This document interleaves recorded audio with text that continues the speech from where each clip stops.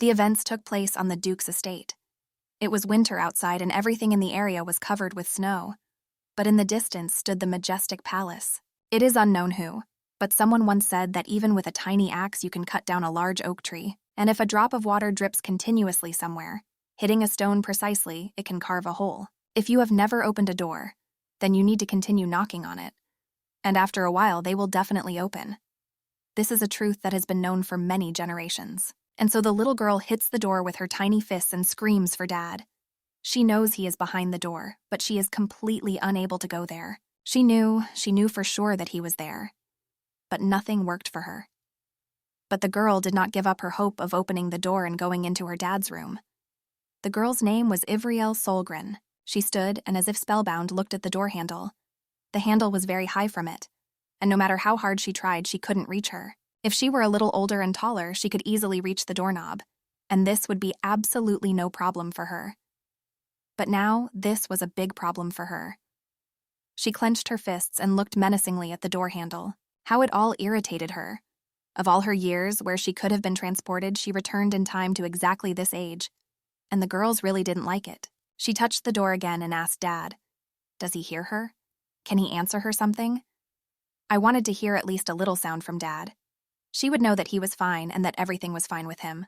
The girl again and again asked her dad to open the door. She asked Dad not to be afraid and to go out as soon as possible. She knocked on the door with her fist and waited for an answer from Dad. "You need to get out of the hospital bed. Otherwise, she won't be able to stand it all and will simply die." She imagined this scene for a second and she felt somehow cold and empty. It was night outside. The full moon rolled into the sky. It turned out to be simply huge. It was very bright in the kingdom from the light of the moon. You could see almost every statue that stood in the courtyard. The moon shone so that everything was visible even indoors. The blonde girl was lying on the bed, fast asleep. Perhaps she had some kind of pleasant dream, and at that moment the door to the room opened, and a man appeared on the threshold. The man himself was not yet visible, but only his shoes were visible. The man came closer to the bed and began to wake the princess. He asked her to wake up as quickly as possible. The princess rose from the bed, rubbing her eyes. She didn't understand what was happening and why he would be there. Having woken up a little and having come to her senses, the girl looked at the young man with her sky-blue eyes and sighed. She couldn't believe her eyes. Is it really His Highness standing in front of her? Prince of the Velitan Empire, Tezzeric Caswider Vilnarion. It was a young man, who had bright orange hair and reddish eyes. He approached the princess and extended his hand to help her get out of bed. He told the princess that she simply needed to leave the palace right now. The girl did not expect that he would offer her this. He quickly took her by the shoulders and said that he would explain everything to her later. And now, they have very little time. They must under no circumstances lose it, and we need to act as quickly as possible. The young man helped the girl put on her cloak. They walked quickly across the yard. The young man walked first, and the princess caught up with him from behind. He led her by the hand. She continued to look around, trying to find out what was happening. Why should they leave the house in a hurry? Time after time, the princess asked herself a question. What's on the prince's mind right now? Why are they now like villains trying to escape somewhere? Does he really want to lock her in the closet again? Or somewhere much nastier? Well, she suddenly stopped. Where are they going? Are they really on their way to the chapel of the imperial palace? But why? And now they were really not far from the chapel of the imperial palace, only a few meters away. And at that moment, His Majesty said that he would not repeat it several times. Therefore, the princess must listen to him carefully and not interrupt. All this time, the young man stood with his back to the princess, and he said that under the seat of the organ there is a secret passage. He told the princess when she went down there not to turn anywhere but to go straight. If she does everything as he says, she will have time to leave the palace before dawn. And the girl asked the prince a question. Why should she leave the palace? Why should she run away from it at night as if she were to blame for something? But His Majesty walked silently and did not say anything. He continued to hold the princess tightly by the hand and lead her along. And so the young man looked around and said to the princess, "What if they did it differently? Then she will just die, and he doesn't want to let that happen." The princess was surprised. Does His Majesty really know in advance what will happen to her? But she's still so young and it's too early for her to die. The young man said that 2 weeks ago the barrier from the eastern side was broken. Duke Solgren was unable to stop the wave of demonic ones pouring through the gap. As a result, Half of the northern lands are already corrupted. The word filth is so familiar to the princess. Demonic creatures are the creation of the evil god of darkness. If the earth is covered with filth, and the moment of purification has been missed, it begins to exude toxic microorganisms. Due to contamination of the soil with toxins, plants die, which ultimately leads to illness and death of animals. After all, they die when they are deprived of food. Further down the chain, predators also die, and behind them are people. The princess did not understand how she could leave her father here. The prince said that contact with the duke's estate had long been lost. The princess girl asked, "What about help? Why didn't anyone come and help? What about the troops that are stationed in the north?" The young man walked quickly in shoes, and the princess ran after him completely barefoot. The young woman said that no one sent troops there, because the imperial family is planning to announce the abandonment of the north.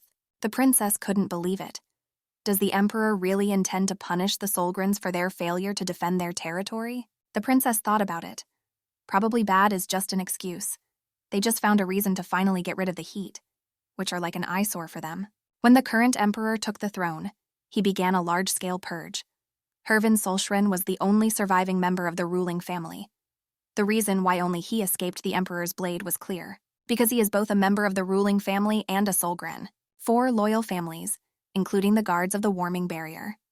Here, the Valoiton Empire was founded by the first emperor, taking an oath under the name Cheyenne. This was the so-called Oath of Protection. Since then, the imperial family has pledged not to harm members of the 4 loyal clans. Just like these 4 clans in turn cannot harm the imperial family. Only in a single case can the oath be broken, if he did not complete the mission assigned to him. Naturally, the emperor will not miss such an opportunity. But why? The princess was worried about only one question. Why is His Majesty helping her now? She knows for sure that he just hates her. At this moment, the young man quickly looked back, and he looked intently into the princess's eyes. He looked into her eyes for several seconds. At this time, he did not utter a single word from his lips. After that, he turned around and they walked down the corridor again. At that moment, they approached the doors. His Majesty took the handle and pulled. He thought it was strange, but this had never happened before. The princess watched him carefully. She asked him what he said because she didn't hear him. And so they entered a large and spacious room. A carpet was laid out from the doors into the distance. The entire room was occupied by the light of the moon. The girl raised her eyes and looked somewhere intently. There was some kind of statue in front of her. But something was wrong about this statue today. The girl, passing by her, looked at her intently again. Did the statue of the goddess Shaya smile before? The princess had never seen her smile before. This seemed strange to her. And suddenly someone's voice said that he didn't even think that the 2 of them would come here to pray. The guy and girl immediately turned around and looked in that direction. They didn't expect anyone to be here. A young man with long dark hair stood in front of them. He said that today is a wonderful evening, and he asked if they were thinking about it too. At this moment, the black-haired young man turned to the princess. The princess spoke to His Majesty in a trembling voice. He just threw up his hands. He said she was naive as always. He trusts blindly and does everything as his son says. The red-haired young man was indignant. He asked, "Since when is he now his son?" He pushed the princess away with his hand and asked her not to talk nonsense. The red-haired young man became visibly angry. He started shouting and threatening the dark-haired man. The man said it looks like their prince accidentally found a fun game with dolls. At this moment, some kind of black mass appeared near the nails, which got bigger and bigger. The prince looked carefully at this man with his gaze. At that moment, he held the princess's hand and began to scream. The prince and princess did not understand what was happening, but black power wrapped around them, starting from their feet. And this black power was radiated from a man with dark hair. And now the princess was almost completely enveloped in this and black power. She had no way to get out or escape. Both arms and legs were beaten off by an unknown force. The prince stood next to the princess, and his hands also seemed to be tied. He couldn't do anything. And at that moment, the man who sounded black power said that 5 years have already passed since she entered the imperial palace. At that moment, he took his sword out of its sheath. Prince asked the man what he is doing. He asked him not to do that. But at that moment, the young man said that now is the time to pay back his favor to his younger brother. Most likely, the prince was his younger brother. The princess trembled with fear. Tears were dripping from her eyes. She screamed no. After all, she really didn't want to die. After all, she did nothing to deserve such an end. The young man said that she would not be lonely, since her father was already waiting for her on the way to the next world. and the man quickly picked us up with his sword. And he hit the princess with all his might. Blood flew from both sides. The princess fell to her knees, and then her legs gave way and she fell to the ground. The prince's elder brother stood not far from her and smiled joyfully. The princess lay with her eyes half open and thought, "Has the moment really come when she will die?" She turned her gaze to the goddess and asked her, "Why is she smiling now? Does she really not feel a bit sorry for those who are dying?" The princess decided that her death was very unfair. The princess began to remember. If only the Solgrens, or if her father was a little stronger and more influential, he would never allow this to happen. And at that moment the princess heard someone calling her. The voice constantly repeated the name Ivriel. It was the name of the princess herself, and the voice was so dear and familiar that the princess simply felt warm and pleasant. It was her father who called her. He was sitting in bed at that time and carefully looking at the girl, and the princess at that moment was standing in front of his bed. She was surprised how she was able to transport herself here. "Father," looking at her frightened appearance, asked what was happening to her, and the princess looked at her father and could not believe that her father was alive now. It was so wonderful. You could do anything to change your fate, because now she knows what will happen to them. The girl looked carefully at her father again. She didn't understand how this could happen. After all, she had just been pierced with a sword, and she was transported to where she was only 5 years old. And if he turned to his daughter again, he said, didn't he tell her not to go into his room without permission, even if the door is open? The princess didn't understand. Maybe this is her dying vision? As they say, your whole life flashes before your hair. Tears flowed from the girl's eyes. She asked again if he was really her dad. The father called the princess his star candy. He also asked what happened to her. He asked if he had scolded her very much. And now she is afraid of him. The girl clutched her dress with her hands, and her father continued to tell her what he had told her many times. The girl interrupted her father and asked him what she should do if he died, and she started crying. Her father looked at her carefully, and once again he called by name. At this time, the girl rushed into her father's arms and began to hug him. She cried and said that she missed him very, very much. The father hugged the girl and could not say anything. It was very difficult for him. He asked himself the question of what would happen to his daughter if he suddenly died. At this time, he quickly pulled the rope, and the bell rang. The father looked carefully into his daughter's eyes. He asked if she had come running to him because of the tutor. I told her that even if this was true, it was still impossible to do that. The father told the girl that now she most needs a tutor, not him. The girl looked at her father in surprise. She felt as if she had heard this before. I told my daughter that, Lady Tilda. The estate will arrive soon, if she behaves disrespectfully. And the girl quickly continued her father's words that it would be very difficult for him to find a new tutor for her. That's right. She's heard this name before. The girl quickly turned around and walked away. At this time, she saw the Solgrensky snow deer on the wall. She realized that she was in the Duchy of Solgren, namely in the room. At this time, someone knocked on the room and the father asked to enter. The maid appeared. She asked his lordship for forgiveness, and she said that she had come. She looked at the maid in surprise. She was familiar to her. Her name was Lily. When the girl was 6 years old, Lily returned to her hometown. So there was no way that the corruption in the northern lands could kill her. The father asked the maid to take his daughter back to her room. The maid said of course, and once again she asked for forgiveness for not watching his lordship. But the girl decided that she needed to check something. She wanted to run somewhere, but the maid grabbed her tightly by the arms. She said they had to go now. The maid took the girl in her arms, leaned away, and left the room. The father was left sitting in the room alone. The maid carried the girl in her arms and asked how she managed to sneak out from under her nose while she was preparing a bath for her. The maid asked the girl if she could imagine how scared she was at that moment. But the girl sat in the maid's arms, hugging her. She was silent. The maid realized that the princess probably didn't like the tutor's quick move. The maid tried to explain to the girls that her father had hired this man with such difficulties. Now the girl was 100% sure. She had already lived all this before. The maid asked her not to worry so much. She had no doubt that this man would be a good teacher for her. And so they entered the room where the girl looked around. Far from her on a bench lay her favorite plush toy, a gray bunny. The princess looked carefully at this toy and found out that it was her favorite toy, a gray snowball. This toy was made for her on her 5th birthday. It couldn't be, and she quickly jumped out of the maid's arms. She quickly started to run somewhere, but the maid tried to stop her. She said that they should go take a bath now. After all, she had already prepared everything for this a long time ago. There's no need to linger, but the girl quickly ran to the mirror and touched it with her hands. But this really cannot be true.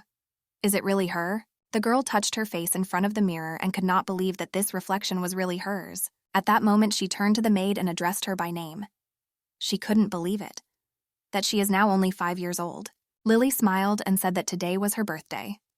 She congratulated the girl and said that she was now a very big girl. The princess was simply stunned. What's up?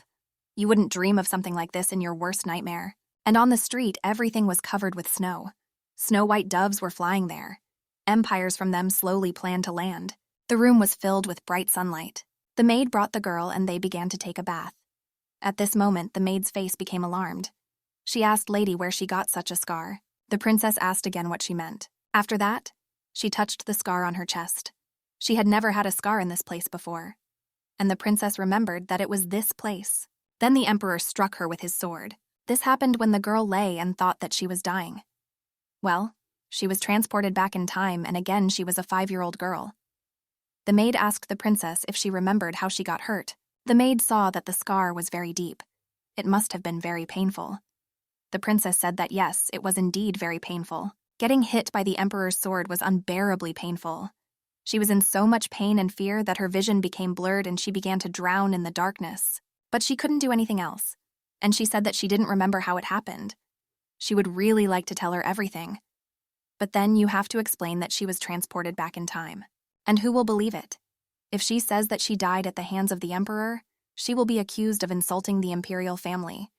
At that moment, the maid said that she would immediately run for a towel. No matter how much the girl racked her brains, she could not understand why she returned in time. One thing she could say for sure. When she turns 14 years old, Solgren will go and the emperor will kill her. But she needs to prevent this from happening. Perhaps now is the perfect opportunity for her to do this. Perhaps this is a second chance given to her from above. She has a chance to change the future with her own hands. And she will never make such mistakes that will lead to her death. The girl stood in front of the mirror and dreamed. At this moment, the maid had already returned with a rolled-up towel. The girl thought about it. She was only 5. What can she do? How can she prevent the tragedy and change everything? Here you need to think carefully about everything. At this time, the maid began to comb her blonde hair. The princess had very long hair and needed daily care. And she herself is a helpless little girl. The only thing the princess wanted was for her father to recover quickly and regain his authority. Then the emperor will not be able to get rid of them. Yes, everything should be exactly like this. Their father's illness is not good for them. The reason their family has no support is most likely due to their father's illness. While the girl was thinking, the maid had already braided her intricate hairstyle. There were braids on the sides and the bun was decorated with burgundy bows. The girl jumped off the chair and walked around the room. She had very funny slippers in the shape of cats. The girl went to the window and looked carefully at the street. The border shining among the peaks of Mount Coma is called the tabernacle. This tabernacle is not a natural phenomenon, but a seal that protects people from monsters and holds back the darkness. This is the only line of defense. But lately the tabernacle has weakened and is not functioning properly. The girl placed her hand on the window wound. Therefore, the responsibility for this oversight falls entirely on Solgren as the custodian. And it seemed to the princess that this was all a plan. Therefore, the girl could not close her eyes to everything and sit idly by. Now she needs to act. To restore their former greatness and resist the machinations of the emperor. First, she needs to cure her father at any cost. So her main task is to treat and save her father. And now they have already arrived at the canteens. The maid accompanied the girl straight to her throne. Approaching the table, the maid invited the girl to sit down. The princess sat down on a chair and looked carefully at the dish that stood on the table. There was absolutely little food on the table.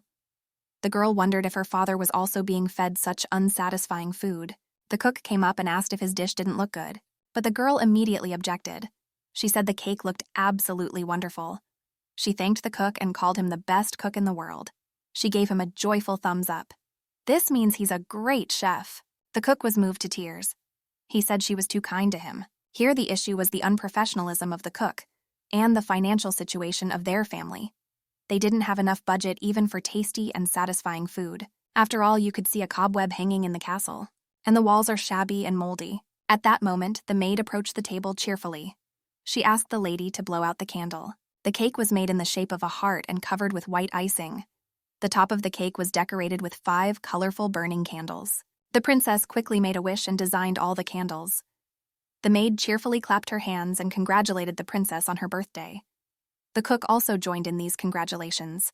saying that she should enjoy this day to the maximum. It is her 5th birthday after all, which will not happen again. The princess tried the cake and other food that the cook had prepared, and so she sang everything with a glass of lemonade. The girl remembered that her birthday is October 27th, so Pula Benkal is now 147 years old.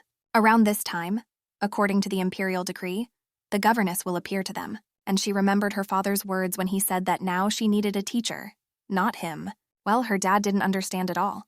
That he and only he is the most important and necessary person for her, and she remembered how easy and calm she felt next to her dad. Therefore, the girls must at all costs not allow the governess to get into their house. I smiled, looked around and asked the maid. She is her nanny after all. The maid laughed and said that everything was true. Princess inquired, "Does this mean that she will be on her side no matter what?" Lily said that of course everything is exactly as the girl says. The princess asked if she could ask the maid for something. The maid said of course. But the maid said that next time the princess should not ask permission. But she could ask right away. The princess smiled cheerfully at the maid. She once again clarified that she could ask for anything. Events took place in the kingdom, and now night has come. The father lay in his room on his side and watched the sunset come. He lay there and the strength continued to leave his body. He somehow didn't feel very well, and he decided that now it was necessary to call his attending physician. To do this, he pulled the string and rang the bell. After that, he covered his wet eyes with a compress, and then he heard some noise in his room. He quickly lifted the bandage and looked. What a surprise he was when his little daughter appeared in his room and wished him good morning. And he looked at her carefully. He didn't expect to see her here at all. He quickly closed his eyes and said that he had a very strange dream. The princess asked to tell her what exactly Dad dreamed about. Well, Dad's eyes were very excited. He quickly jumped out of bed and looked at his daughter. Dad addressed his girl by name. At that time, she stood and carefully looked Dad straight in the eyes. She held a bowl of cold water in her hands, in which she alternately wet the bandage and placed it on her father's forehead throughout the night. The package jumped up and quickly grabbed the bandage from his forehead. He asked the princess why she was here. The princess said that she thought he had a fever. She quickly found a bandage and a bowl of cold water. And throughout the night, she soaked the bandage in cold water and applied it to Dad's head. Father still didn't understand how she came here. At this time, Father felt that someone was standing behind the door. And he guessed that it was most likely the girl's nanny. A piece of her white apron was peeking out from the door. She confirmed that it was she who was standing behind the door. Now the father realized that it was the nanny who helped the princess come here. The father asked the maid to come into his room for a minute, and she wished the gentleman good morning. The father asked the maid if she was the one who opened the door for the princess, but the maid said she didn't do it. Then the father asked how the princess could then enter his room. Lily said that she simply lifted the princess up so that she could open the door herself. After all, the girl simply demanded that she definitely needed to get there, and Lily promised her to fulfill any of her requests. Then Lily did not yet know that this request would mean a trip to her father. The girl began to blackmail her nanny. She said if she doesn't let her see her dad today, she'll stop eating. Lily was shocked. She asked not to talk to her like that, and the father turned away and asked to take his daughter out of his room. He also asked to take a towel with her, which the girl applied to her father's forehead. Well, the princess said that Daddy still has a fever. The father sternly asked the girl if she remembered what he told her yesterday. Even if the door to his room is open, she under no circumstances has the right to go there. And the girl repeated that she could not enter her father's room. The father asked the girl not to do this again, and he wanted the girl to confirm her words and not do this again. Father asked Lily to hurry up and take the willows outside. The maid said okay. The maid took the girl by the hand and began to lead her out of the room. The girl asked her dad to give her just a couple of minutes. Marvelous. Eve was not one of those children who did not obey. However, the second time she should have understood that she must under no circumstances enter his room. And so the father picked up a small white bunny. The princess wished Daddy good morning. She sat again in the room and looked at him cheerfully. Dad grabbed his head. Apparently the princess does not hear what he asks her. He handed the girl the rabbit and asked what it was. Why is this rabbit lying in his room? The princess said that it was a toy called a snowman, and she left him near his dad so that he wouldn't be so lonely. The maid said that Dad's room was very cold. The girl decided to bring him a toy. It can not only relieve loneliness but also warm you up. The Duke turned to the maid again. The maid looked at the Duke and could not believe that he was now holding a children's toy in his hands. The father grabbed his head. He asked the maid to take her and her toy away from here. At that moment, the girl screamed for her father to wait because she wants to talk to him seriously. The father said if the speech goes like this to the governess, then they can discuss it later. The father repeated once again that she should not be here. The princess didn't understand. If her father forbids her to see him, how can she see him then? After all, this is simply necessary for her. At this time, the maid picked up the princess in her arms and carried her away. The princess again shouted to Dad to listen to her at least once. She grabbed the iron knob on the bed with her hands, but since she was only 5 years old, she didn't have much strength. The maid sweated her and she let go of her hands. The maid quickly carried the princess in her arms out of the room. The princess fell on her pillow on her bed. She thought so. She wouldn't succeed at all. Her dad is too strict. He doesn't even want to listen to her. But the maid asked the princess not to be upset. The girl said that she was just very worried about her father. Tears appeared in her eyes. She wanted to visit her father and talk to him about the teacher. And again, the maid helped her get to the door handle. However, when the girl saw him lying in bed, she couldn't say a word, because it seemed to her that her father could die at any moment. He lay very limp and pale. The girl understood that her father was probably lonely alone in the room. Even the light of the sun does not penetrate into his room. How can I say here? But recovery. That's why she wants to be close to him. She doesn't want him to feel lonely. And she fell on her pillow again and began beating it with her hands. She couldn't do this anymore. And the girl thought, maybe there is some other way. She looked carefully at the door and a great idea came to her mind. The princess told the maid that she needed to go somewhere right now. The maid was surprised. She asked her to forgive her. But where does the princess need to go right now? The princess just smiled the maid's dazzling smile. And so they came to the doors. When the girl and the maid went inside, a man with glasses was sitting there. This was the attending physician of the princess's father. His name was Avon Chrysler. And the man asked if something was bothering the princess. The girl thought about it. If anything, she wants to help her father. Shouldn't we start by finding out more about his illness? To have an idea how to deal with it. The princess said that she was here for a different reason. The man laughed and said most likely the princess just missed him. And the princess thought for a while what a smug charlatan doctor he was. At the same time, the doctor smiled cheerfully at the princess. But rumor has it that he is not a charlatan, because he has a medical license. And why should he be educated when a dozen people leave crying because of his attractiveness? I remembered one of the episodes when the doctor hugged the maid and looked her straight in the eyes. The doctor was very attractive. The girl said that she came here just to observe the doctor. But it sounded a little strange. The doctor was very surprised. Does the princess really want to watch him? The girl approached his table and asked if she could do this. The doctor didn't mind at all, but it seemed to him that the princess would be completely uninterested in watching him. The princess thanked the doctor and began to quickly examine the objects that were on his table. She was simply surprised. There were some mugs on the table as well as some herbs. Thank you. Is all this really used to prepare medicine for her father? The doctor said yes. He also added that it takes 3 days. I have a princess. It was very surprising. The girl read the inscriptions on the boxes where the plants stood. There were a lot of complex words that the princesses did not understand, and the plants emanated a strange smell. And suddenly the girl, moving away from the table, asked the doctor what her father was sick with. After all, she had absolutely no idea what his diagnosis was. The doctor silently adjusted her glasses. He was a little surprised that she decided to ask him such a question. The doctor asked why the princess was suddenly so interested in this. After all, before she had not shown any interest in the disease or in her father, the girl just wanted to know about it. What if she herself can find a cure for his illness? The doctor thought for a few seconds. Very little was known about Herwin's disease. Only his doctor Evan and his assistant knew the truth about the Duke's illness. No one else knew anything about his illness. And now his daughter is asking about it. The doctor thought about it. He just silently looked at the girl over his glasses. No? Even if she is a member of the ducal house, she should not know. This is the only way to protect all these people. And the doctor said that his lordship's lungs were gradually weakening.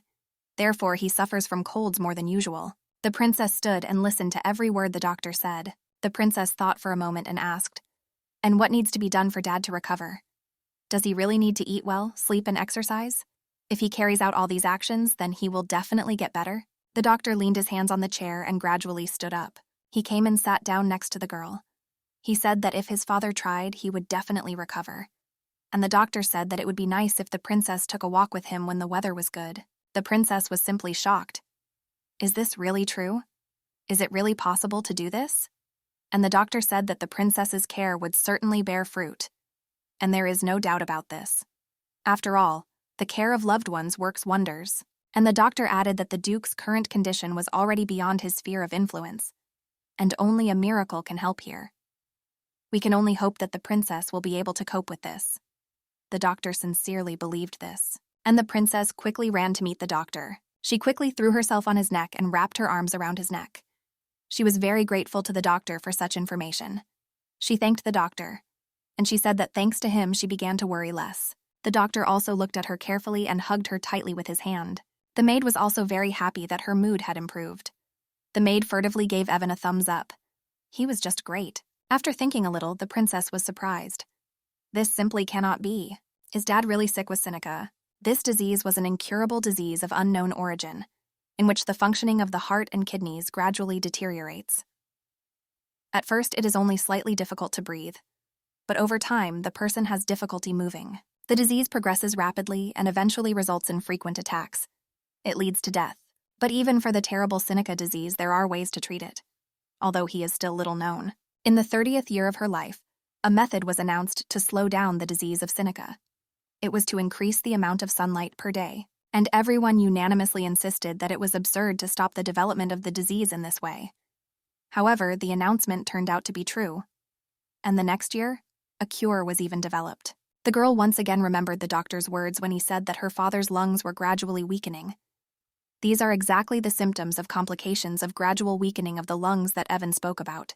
And from the list of medicinal herbs in the pharmacy, it is clear that this is a sleeping pill to relieve pain from blue diseases.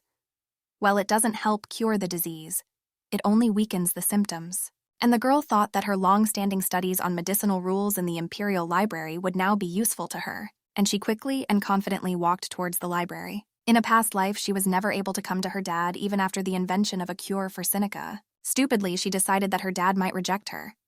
But now she won't be so naive. And the girl firmly decided, clenching her fist. She won't lose her father in vain like in her previous life, when she simply hesitated to act instead of taking action. The girl set herself several goals. The first goal is to slow the progression of the blue disease. But for this, we need to do something with Dad's room. It now resembles a foxhole. There is absolutely no sunlight there. And the princess thought, how can she convince her father? Think for a few minutes, the girl opened her eyes wide. Apparently, she came up with some kind of solution, and she turned her attention to the room in which they passed. She was simply flooded with sunlight. The maid patted the princess on the head. She asked her not to worry so much. She said that the Duke would definitely get better. You just need to wait a little. The girl continued to look at the sunlight and turned to her maid. She said that she had heard somewhere that asking for forgiveness is easier than asking for permission. Lily thought about it, and she confirmed that asking for forgiveness is much easier than asking for permission. She knew that her lady was very smart. The next day came. The girl, as usual, went to her father's room. She shocked her nanny. Is she really going to take down the curtains in the Duke's room? She said that everything is true because if he wants to be healthy, a person simply needs sunlight. The maid asked, what if she gets kicked out of the room for this? What will she do then? The girl said that she thought and came to a conclusion. No matter what she does, she will still be kicked out. The maid no longer knew what to do, and she again raised the little princess so that she could reach the door handle. The girl asked the maid not to worry too much. Even if she is kicked out of the room, Lily will definitely be left behind. You girl proudly grabbed the handle to open it, but as soon as the girl pulled the handle, she understood that the door doesn't open. Most likely her father locked her from the outside. The princess was very disappointed. How can she get inside now since this is now most likely an impossible task for her? But the princess did not give up. She needs to think of something. She didn't understand why her father did this. She tried so hard to look after him. He could have locked the door.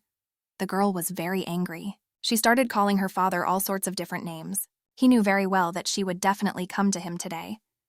Well, he took it and locked the door so that she wouldn't come in. This is unfair.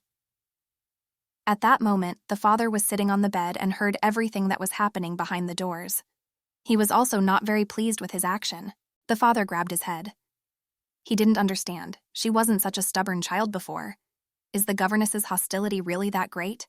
And the girl does everything possible so as not to study with her. Is it really necessary to continue to insist like this? And at that moment, my father began to have a severe cough. He coughed and covered his mouth with his hand. Ears, he saw that there was blood on his hand. And this is one of the alarming symptoms. The disease is likely to get worse. I reminded you that under no circumstances should he get close to his daughter. After all, if he dies, it will be a big shock for her. Well, what should he do in this situation? And the father fell on his bed in confusion.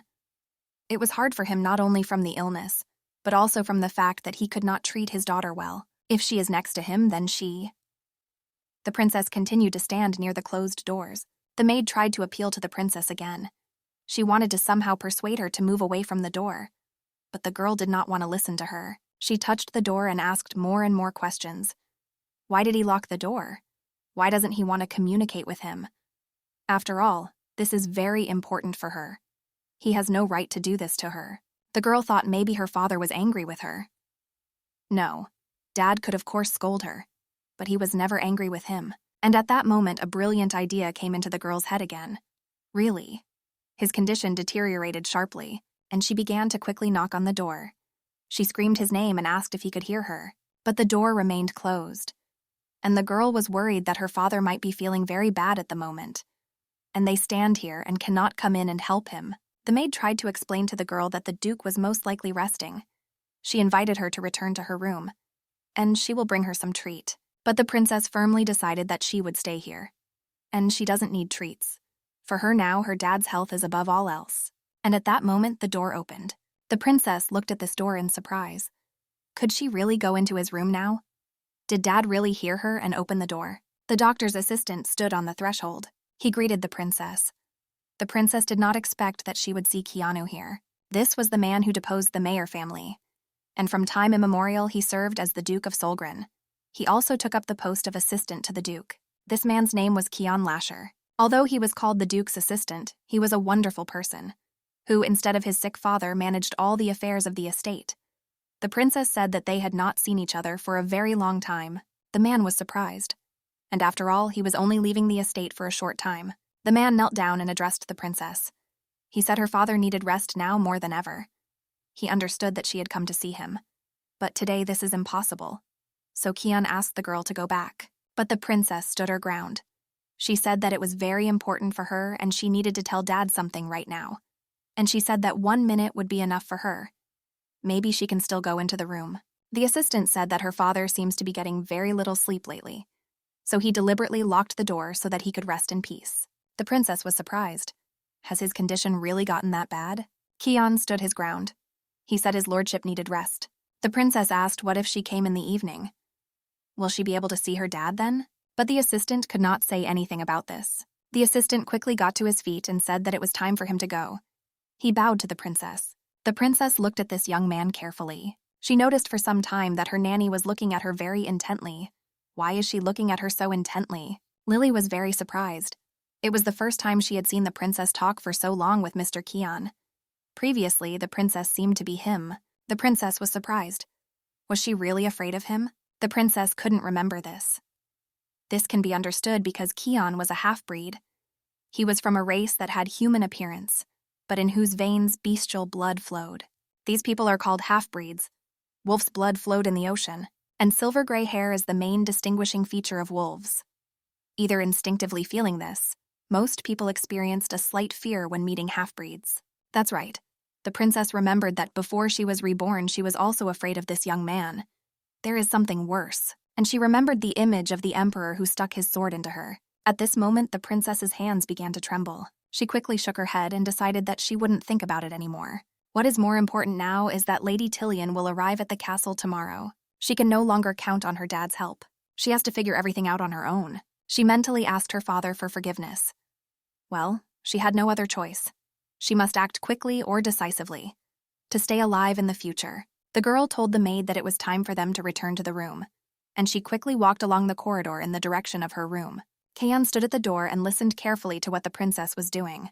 When he heard that the princess had already left the door, he told the Duke that the princess had already gone to her room. Father said okay. At this time, he was sitting on the bed.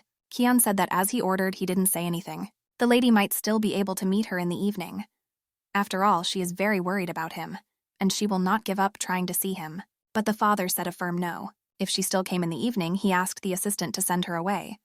And my father added, he asked not to tell him about the child's affairs for now. He knew to be very gentle with his daughter. And he clenched his hand into a fist. He said that soon the estate will have a governess, and he asked the assistant to entrust the princess. She stood and listened attentively to the duke. He said that he understood everything and would definitely carry out the order. He returned and quickly went out. The next day came. The events took place on the Solgren estate, and now the carriage was driving closer and closer to the estate. The governess was traveling in this card. She looked out the window and didn't understand if it had really come to this. The governess's name was Tillian Seymour. It was a young girl, with dark hair just below the shoulders. She was a maid of honor to the empress, and she led a comfortable life. She always had money. However, not everything was so simple. The empress screamed that her child was taken from her. She fell into the maid's arms and screamed. Having lost 2 princesses, the empress lost her mind. Therefore, I changed maids of honor very often. She was also expelled from the imperial palace in that turmoil. On top of this, a severe famine broke out in the barony of Seymour. Overnight, the company was on the verge of ruin. Those around her, but no one gave her a helping hand. That is, one aristocrat came to her. He asked her how about giving the empress a girl. The woman wondered if he really wanted to give the child to the empress. She thought about it. Everyone said that as soon as the empress saw the little girl, she would mistake her for a princess and lose her mind. So why don't they find the perfect replacement for her? This definitely made sense, since the empress's madness stems from the deaths of the princesses, and they, together with the aristocrat, thought, who should she send? They need a girl of noble birth so that she can be accepted by the main palace, and so that her presence next to the mad empress does not cause any problems. The maid of honor asked if there were any suitable candidates in mind, and the aristocrat said that just at this time Duke Solgren was looking for a governess for his daughter. She just needs to indulge the girl's whims for a while, and at the right moment, deliver it to the court. The aristocrat was ready to support the Seymour family, and he smiled cheerfully. Ivriel Solgren is a girl who, although she does not bear the imperial surname, is doubtful. The girl was indignant. Is this particular girl necessary? And if they inadvertently anger His Majesty the Emperor? But it turns out he wants it himself. Peter was a very powerful man, fire hair. And now she is approaching the Duke's estate. She quickly gets off the carriage. There are many thoughts spinning in Lady's head. The Emperor is probably going to use the lady as a hostage to bind Solgren. So she definitely should deliver the lady to the palace at all costs. Here at the entrance, they are met by a little girl and her nanny. The girl looks at the governess with her clear gaze and evaluates her. She knows the insidious plan that the governess has conceived. After all, she had lived through this all before. The events took place 20 minutes ago. The poet slowly drove up to the estate. At that moment, the princess stood and watched what was happening from the window. In the end, she still showed up at their estate. It was the girl who took her to the court and presented it to the empress. The governess slowly got out of the carriage. In her hand was a small suitcase with things. The aristocrats of Valoiton hired home teachers when her children began to walk. These teachers provided children with base education. They taught them to write, read, and also several other subjects. And although Solgren has repeatedly published a vacancy announcement.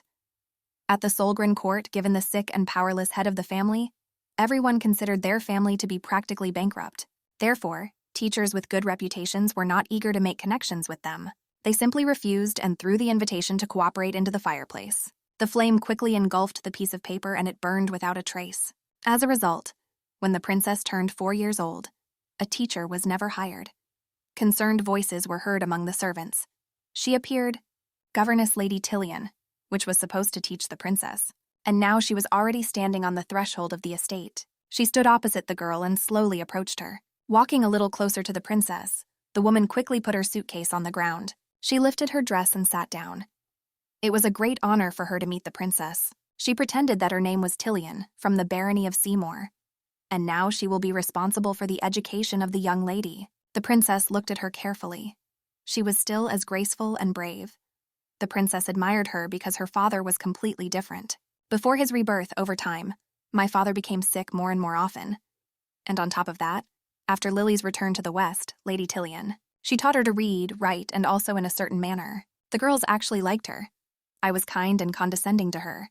In the year when the princess turned 9 years old, she said that they needed to go to the courtyard. She said that in order for the princess to enter high society, she needed to study in a more suitable environment. She said that there were many artificial doctors at court, and maybe they can find a way to cure the duke's illness. The princess was very happy. She believed every word of the governess.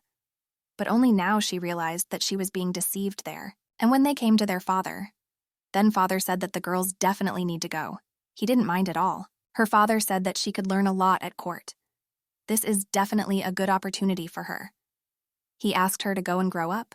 But from the princess's appearance, one could understand that she absolutely did not want to leave anywhere. She clenched her fists. Most likely, her father considered her very inept, but the princess decided that she needed to look positively, and she remembered how the governess told her that there were many skilled doctors at court. There is an opportunity to find out from them how you can help treat her father, and after a while she will return to Solgren to her father, beautiful and smart, and she can cure him. The girl firmly believed in this, so she agreed to go with the governess. After all, she is not traveling alone, and Lady Tillian is going with her. And then the princess trusted her, and she believed her this time. But when they arrived at the court, her maid's behavior completely changed. She was rude and did not shout. She said that the girl did not understand anything. She constantly told her that if she did not learn this, then Hertz would be disappointed with her. As a little girl, she believed that all these words were true. Therefore, she strived at all costs to do everything that the governess taught her. She sat over books almost all day long. After all, she believed that this would help her and Dad. She carefully wrote out the letters in her notebook. But when she realized that the governess had other goals, it was already too late. Nothing could be returned. This was the year she turned 10 years old. She brought her to the Empress who lost her 2 daughters and therefore went crazy. She took turns calling her the names of her dead daughters. Even now, this memory only caused horror for the girl. She quickly approached the governess. She thanked her for coming such a long way to her. A little. She said that she was honored to study with such an outstanding person. The governess was surprised. She thought that this girl would be ill-mannered and rude. The governess could not even imagine that she repeats all the rules of etiquette that she taught her. The woman asked if they would start the lesson right away. The girl laughed cheerfully. The woman was surprised. Does the girl really want to start studying today? And the girl demanded that the training begin right now. To be honest, when you think about it, it seemed strange. The girls were very enthusiastic about studying. The only thing that was not clear was why the aristocrat from the capital chose her in the north of the province. Officially, she was supposed to become the Empress's companion, but in fact, as a hostage to control the Solgrens. That is, all this was the Emperor's plan. But now the princess already knew very well what would happen next. Girl with the first women, is this really unpleasant? The woman laughed and said they could go to class right now. She will be only too happy to teach this diligent young girl. The woman thought about it. The princess never learned anything, so the basics will be enough for her. Well, as soon as the governess put the book in front of the girl, she quickly slammed it shut and said that she already knew and could do all this. The woman was surprised whether she already knew writing and the basics of etiquette. The princess said, sure, yes. All this is already familiar to her. I was so surprised. How can this be? The video informed that they are not hiring teachers for the girl at all. She can't be born so smart. And the girl asked the woman again when their first lesson would start. She was waiting for him so much. And the girl laughed merrily. She turned and looked at her with some sternness. She realized that she would have to be taught more complex things. And the woman asked the princess if she knew the difference between the Shin calendar and the Albanian calendar. The woman smiled evilly. She was sure that the princess did not know the answer to this question, and she specifically asked it to her. The girl was not taken aback and said that the Shin calendar is based on the color-changing cycle of the Luke star, and the Labansal calendar is based on the solar cycle. The princess said this very quickly and confidently. She knew all this perfectly well. The governess was confused. Everything that was said was absolutely true. There was only one thing she didn't understand. How can she know this? The woman began to speak further. She said that in the 89th year of Lobankil, the slavery of half-breeds disappeared. And the reason for this? But the girl quickly interrupted the teacher and said that she knew this too. This is the peace charter, proclaimed by the Shana Church in 1767. The woman was surprised how she could even know this. It was a shock for her. She said it was very interesting, and she also wanted to ask the teacher a question. If she doesn't mind, of course. The woman was surprised and did not even have time to say that she was ready for her question when the girl asked, "What shape will the Holy Cross constellation take during a meteor shower?" The teacher was stunned. What kind of questions are they asking her? But the girl cheerfully said that time is up, and the correct answer is the shape of a straight cross. The teacher did not have time to answer this. The girl said it was very strange. After all, the teacher should not know less than her. If she was sent to teach the princess, then she should know much more. And the princess asked the governess if she agreed with her. The woman was surprised. Dotfell language? How can this little guy even know about him? The governess said that she had deceived her, and she will officially complain to her family. The princess didn't expect it. She's just been accused of cheating. How could she deceive the teacher who was invited with such difficulty? The governess repeated once again that according to her information, the girl had never had a home teacher. Not only was the truth hidden from her, but they also fooled her with previously learned knowledge. The governess said it was an insult. The girl said it was not an insult. She's just smarter than her, that's all. Well, what can a woman who is dumber than a little girl teach? The governess couldn't believe it either. After all, the girls are only 5 years old. Such a question cannot exist. The princess said since their classes started today, her father will probably ask her, "What is the content of the lessons, and is it worth learning from this one?" And the princess said that she would answer honestly, that she learned absolutely nothing from this woman. Moreover, the woman cannot even answer the question posed. So the princess told the woman to choose. Continue these pointless lessons with her or return to the court and look for another way to save your family. The governess shook with anger. She couldn't believe it. She didn't expect it to be so difficult with a girl. The girl giggled cheerfully and asked. She asked her why she thought she still didn't have a home teacher. And then everything became clear to the governess. This girl knew everything in advance. The young lady knew from the very beginning why she was here. But how can this even be? How could she know all this? The princess said that the duke's assistant should now be in the office. And now the governess stood in front of Keon. He could not believe that the lady knew the answers to questions on etiquette, history, and foreign languages. The governess stated something that she had to teach her. The girl knows everything perfectly. Keon couldn't believe how this could happen. How someone who still doesn't really speak knew something she hadn't studied. The governess shouted that not only did the princess know everything, so she also threatened her. Keon was simply stunned. How could she threaten an adult woman? And the assistant asked how exactly the lady threatened her. It was all nonsense. The duke cannot help but know what his daughter knows. The governess angrily shouted that in any case she was returning to the court, and this must happen as soon as possible. The assistant said that if the teacher is afraid of the child she has to teach, this is just some kind of incompetence. The teacher will simply be useless for the girl. The assistant said clearly, since she complains like that, nothing can be done. The assistant was ready to order the crew to be prepared for the departure of the governess. That afternoon, the lady left Solgren Castle at the speed of light. The princess was incredibly happy about this. She ran up the stairs and sang a cheerful song. She succeeded. Her teacher left faster than she thought, and the princess was simply incredibly happy. Apparently, the fact that she deliberately spoke in an adult manner worked. In her previous life, the reason why Tillian took advantage of her was because she was a small child, which is very easy to deal with, so the extra one was left to look like an easy prey. And the girl proudly clenched her little fists. She needs to keep it up. If she makes the most of the knowledge of the future, she can do it. She can change the future, and in the future to remain alive and unharmed. The girl ran and wanted to see her dad as quickly as possible. But while she was running, she heard someone talking. These were vassals. He said that the governess should not be released so easily. The girl quickly hid behind the doors and peeked out furtively. She knew he would come here, but I didn't think it would happen so quickly. The Solgrens have 3 influential vassal families. The first genus is Mayer, the second genus is Vorbane, and the third kind is Brontes. In a past life, it was the vassals who persistently pointed out the need for a home teacher for her. She didn't understand it then. But now she sees that it is quite strange. She thought it was just her quality as an heiress. But even when the empresses took her only heir, the vassals did nothing, and it was very strange. If they decided to remove the pope, it would be more convenient for them if the only heir was not around.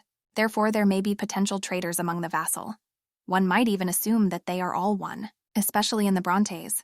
After all, they are a side branch of the Solgrens, and if all the descendants of the main Solgrens line die, and it is the Brontes who will inherit the title. One of the vassals shouted and asked his lordship to give him at least a little time. At this time, the door opened and an assistant entered. He addressed the lord politely, and he said that his lordship could not receive anyone now. I asked why I was dating him. Keon once again repeated that his lordship's health has not been good lately, but the vassal stood his ground. He said that even 1 minute would be enough for him. He said that the governess left in just a day. Shouldn't they discuss measures? For someone who was worried about her education, this was too much. But one should not draw hasty conclusions, and the girl quickly came out from around the corner. She waved cheerfully at Keanu and wished him good morning. The vassal was very surprised to see the princess in front of him. He stood and looked at her in surprise. Keon politely greeted the girl and wished her good morning. At this time, Keon blocked the path to the door with his hand. The princess asked if she couldn't meet her father today. Keon said that's the case and she won't be able to visit him yet. Tears appeared in the girl's eyes. At this time, the vassal turned to the princess. He said that he just had a question, and he asked if the girl could give him a minute. She said that naturally she could set aside some time for, and she looked at him happy. The vassal said he heard that she did not hold back her governess. At this time, the princess and the vassal were sitting opposite each other in the living room. The man asked the girl why she did this. The princess thought that she should get straight to the point. After all, this vassal is very impatient. And she said that the governess simply did not want to teach her anything new. And everything that she wanted to teach, the girl already knew perfectly well. The man asked if this was possible. He asked the girl what would have happened if she had accepted her kindly, and he said that it's not too late to return everything. But the girl didn't want this at all. After all, she had just managed to get the governess to leave, and now I offer her to return it back. The man said that the princess needed to study, to quickly become a worthy heir to the Solgrens. Otherwise, the duke will be very disappointed with his daughter. The princess had already heard these words many times in her past life. The girl behaved calmly. She took a cup of tea and took a few sips. Her governess has no contact in the north. Therefore, she immediately suspected something was wrong when she decided to come to Solgren. And then one very wonderful idea occurred to the princess. It turns out that this is exactly the person. This is the governess's accomplice. Now everything becomes clear. Tillian Seymour to deal with the Duchess, who was an eyesore for her. It was this man who took the risk and called her, and when he was informed about her arrival, he thought that he would easily solve everything. The governess shouted that she could not do it. After all, the girl knows exactly about the circumstances of her family and the purpose of her visit. She shouted that the princess knew absolutely everything. After these words, the governess simply ran away. Hastily, she gathered her things, quickly jumped into her carriage and left the estate. The vassal thought about it. If the duke had known, he would have fired her immediately. Was she really scared of a child's joke?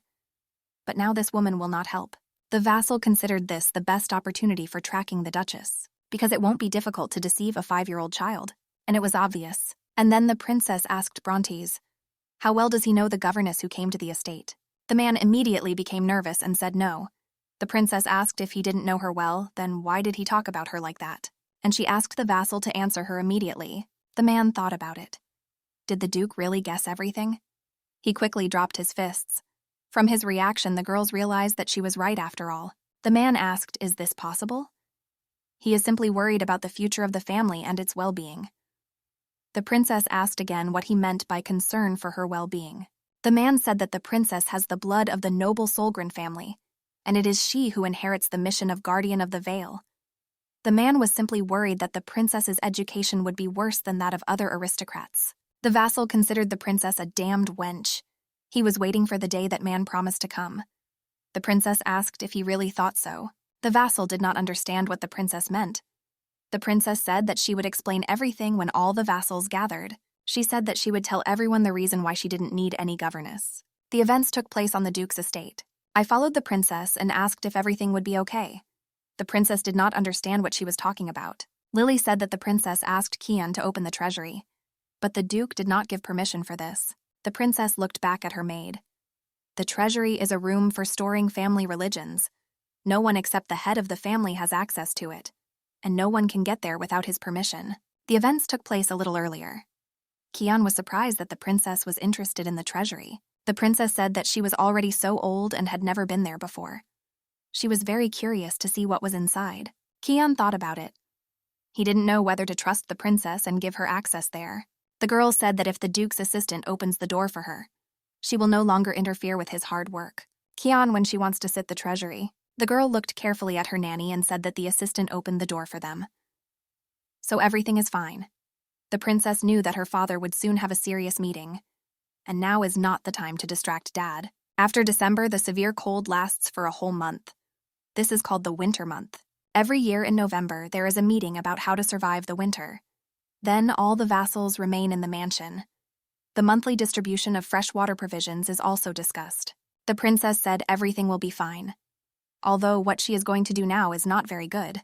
But there is no other way out. The princess told Lily that it was a little cold here, and she winked her eyes. The nanny assumed that they had to put on a thicker coat at all costs. Lily said she would bring it quickly, and she ran for her coat. and the girl mentally asked her nanny for forgiveness. After all, she deliberately put on a thin coat. When the nanny left, the girl quickly walked into the treasury.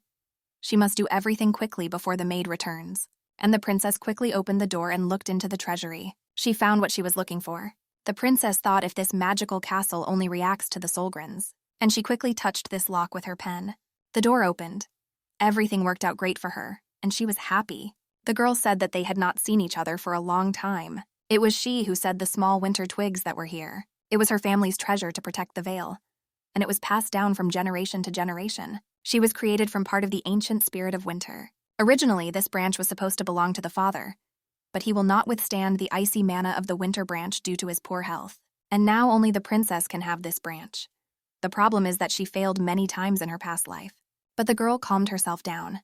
Now, more than ever, she shouldn't be afraid. She extended her hand and wanted to take this twig. She believed that she could do anything. She must do this. And now the princess was ready to show her abilities. And now the magic branch was already in her hands. The princess opened her mouth in surprise. She closed her eyes and mentally told the twig that she needed it to protect her family and dad. And she asked this twig for help. It is necessary to maintain defense at the 3rd level until the end of the cold weather. Good swords have recently been purchased. Someone asked the Duke if he had started breeding snow reindeer this year. As you know, this is a very fragile species. The Duke sat at the table and carefully watched the affairs. By the way, Hertz still relies on an assistant of another race. Does everyone really think this is normal? And also obeys the unfair orders of the imperial family. And all because he is weak. He is so weak and stupid. But if it were not for the Duke, the vassal would already be the northern ruler. If he had been born into the main family, he would have owned this place. We still need to wait a little and the north will be mine. These were your thoughts. And suddenly the father said that it was necessary to move on to the next question. But at that moment he gasped. He had a headache. Keon doesn't feel well, and he said he'd better look at it tomorrow. And for today, the meeting can be closed. One of the men asked the Duke if he had become ill again. They understood everything. The Solgren family is already on the edge. But at that moment, someone hit the table with their fist. He asked everyone to watch their words. After all, his lordship is still here. Keon again intervened in the conversation. He repeated that they needed to discuss the remaining issues at the next meeting. The assistant stood up and said that he asks everyone to be at the same place tomorrow at the same time. But the man did not let up. He needed to say something urgently now. Before the broadcast ends, he would like to discuss the lady's governess again. Another man asked what he was talking about. Haven't they found the governess yet? The man said that the governess who was selected returned back on the first day. Most likely something bad happened.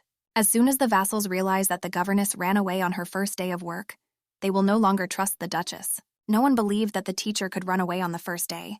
How can this even be? What could have happened? Everyone remembered the Duchess last year. How her hands constantly shook when she needed to say hello. She stuttered and barely said hello. Her face changed. Her face flushed red. She didn't know how to say hello and didn't know etiquette. She was tense and insecure. One of the vassals thought this was his chance, and he quickly got up from his seat. He was sure that now he would be able to convince everyone. He wanted to win most people over to his side, and he asked what could have happened to the Duchess. Another of the vassals tried to say something but did not have time. At that moment, the Duchess burst into the meeting room. Lily was terrified. She didn't even have time to stop her. But now it was too late, and the vassal quickly turned his head towards the noise. He did not expect that the Duchess herself was running into the room, but the girl walked slowly and confidently around the room. The man thought about it. But she came here for a reason. What was she up to? He didn't even expect that the girl would be so intelligent and insightful. And the girl slowly walked towards her father. The father looked carefully into his daughter's eyes. She approached her father and greeted the keeper of the veil. Everyone in the room was simply stunned. No, they were just shocked. Is this girl really their stupid Duchess?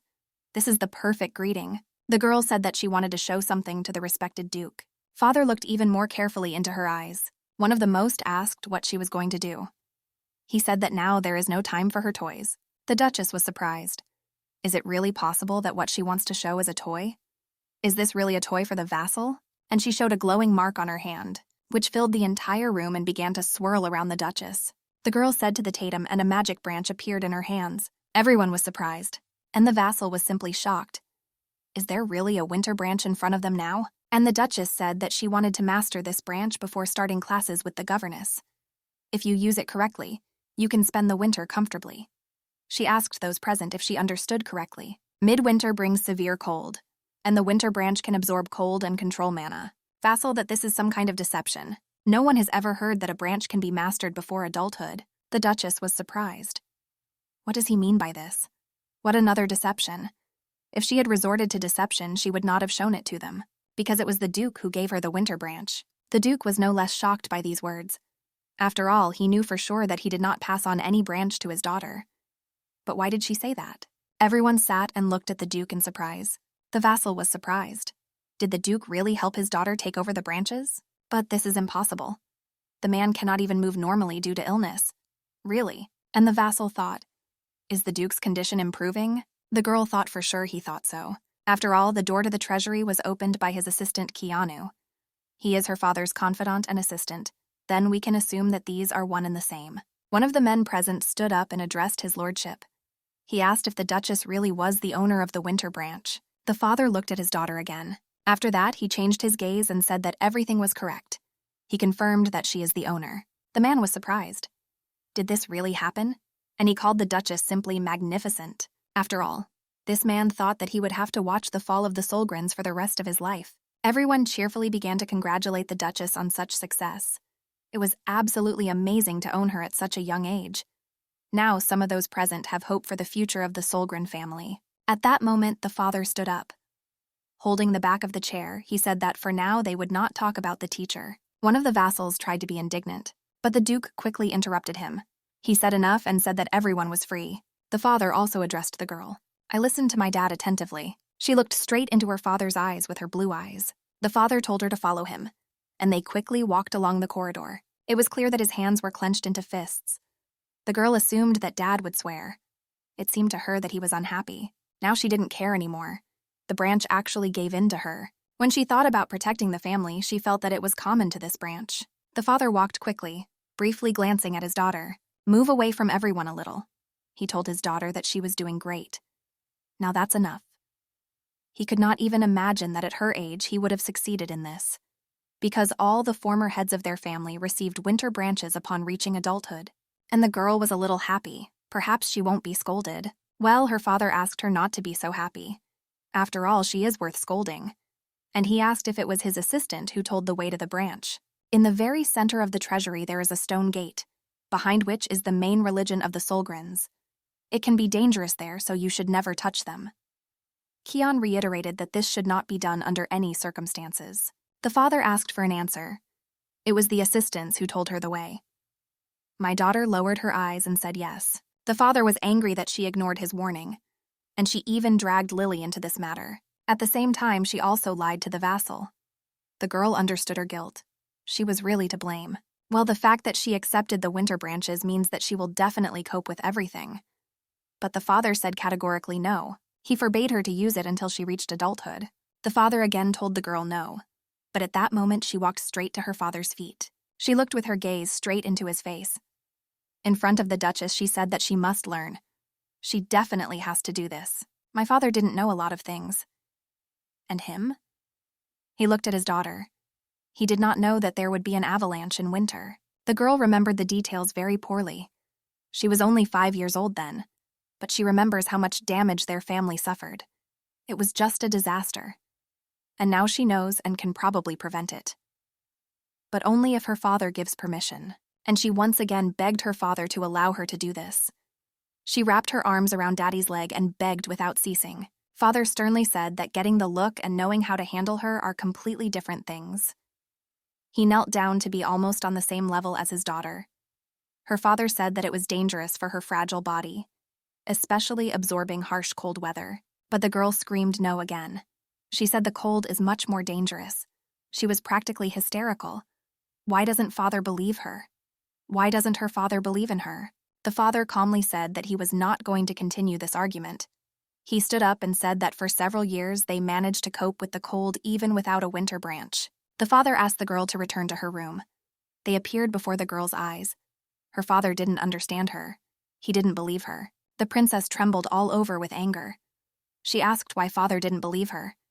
Everything was completely different from what the little girl thought. If not, then what prevents him from allowing it? It was as if an inner voice told the girl to look at her facial expression. She looked into her father's eyes once again, and her eyes filled with tears. She was sad and offended, knowing that she can save her family, but she is not allowed to do so. And in the father's eyes there was concern for his daughter. He was very worried about her. He wanted only the best for her. Therefore, I couldn't take that risk. The Duchess once again carefully examined the expression of her father's father, and she asked him a question. Is Dad really worried about her? The father seemed to shout with anger in his voice that he was naturally worried about her. After that, he turned around sharply, and he walked away from his daughter. He said it was already late. He asked the girl to go to her room to rest. The girl stood in the middle of the corridor, confused. She can't do anything she wants to do. Well, why is everything like this? And she thought again. She just didn't get permission to use this thread. But she needs to come up with another way to get this permission. She offered her small, fragile fingers to her cheeks and thought. And suddenly a great idea came into her head, and she once again wondered who was talking to her. She looked at the trail to her father again. After this, the girl realized that she was very tired. She ran to her room and fell onto the bed without undressing. The girl was simply exhausted. Today was a very busy day. So much has happened today. She is only 5 years old, and so many events are very tiring for her. The Duchess really wanted to sleep. Her eyes slowly began to close and she began to fall asleep. But at this time, someone began to wake her up. The voice asked the baby to wake up and get up. The girl opened her eyes. She did not understand where this voice was coming from, but the voice continued to repeat that she was in danger. The girl quickly jumped up on the bed. The one who spoke to her and was present in the room scared her very much. She screamed in fear. Having collected herself, she asked who he was. And how dare he burst into her room? Before her stood the image of a man. At first, the Duchess could not see his face and was very frightened. There was a full moon outside, and the moonlight fell into her room and illuminated it well. After looking a little, the girl realized that this was her father's assistant, Keon.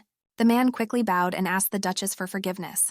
He was very guilty, and earlier he spoke with the girl's father. My father said that he did not forbid anyone to go there at all, and he was busy with a meeting.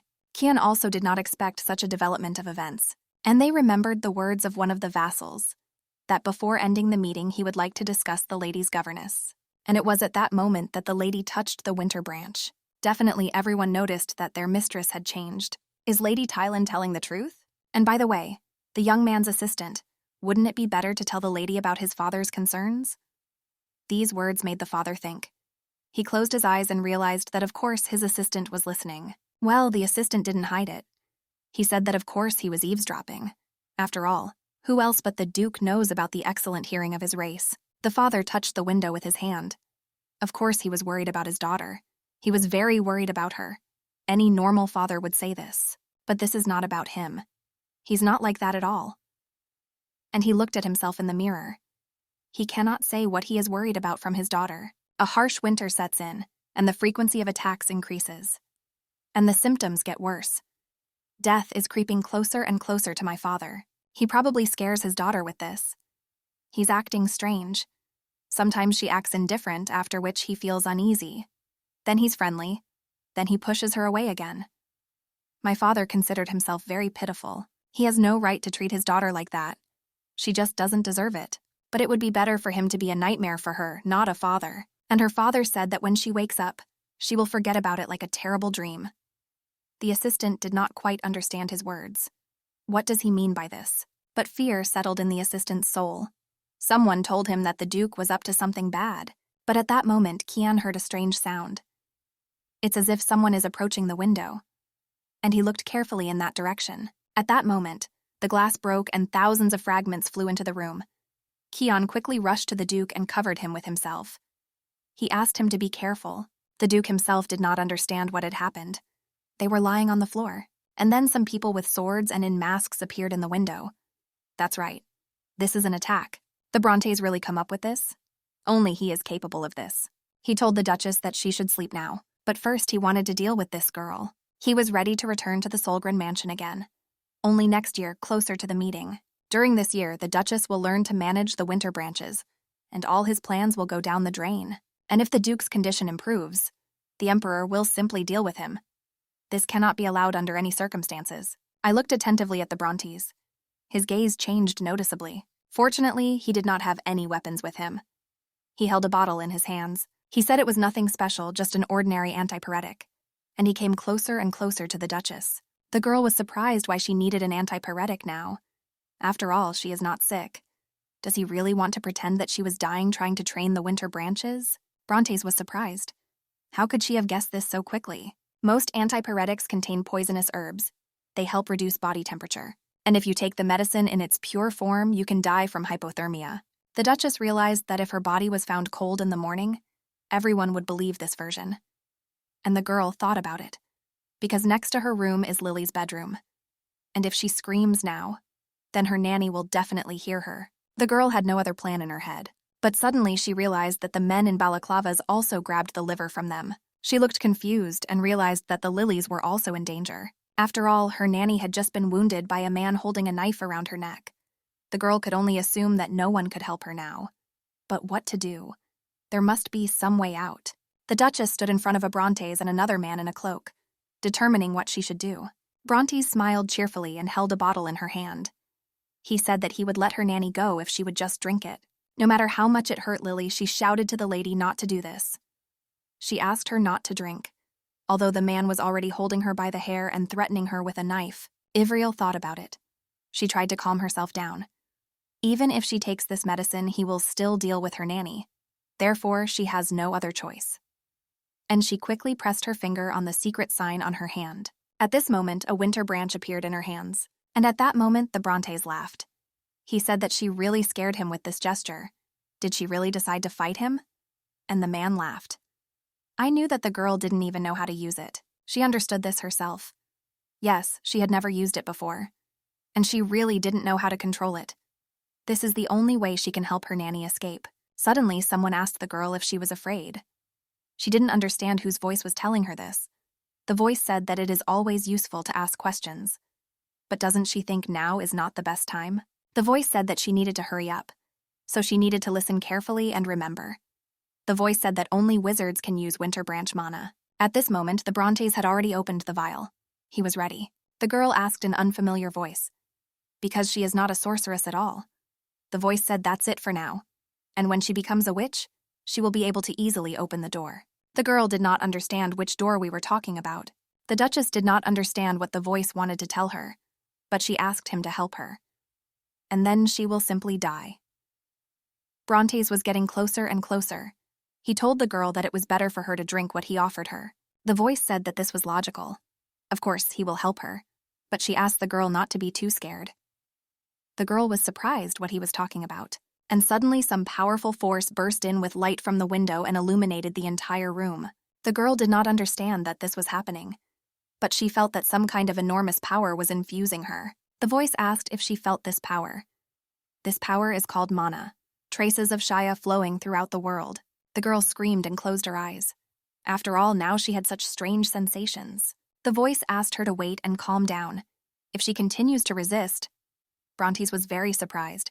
He could not come closer to the Duchess. Everything in the room was raging and spinning. An unknown force crushed everything around. Brontes did not understand what was happening. Some unknown force was in the room. He opened his eyes wide and looked at what was happening. Well, this force was getting closer and closer to the bronze.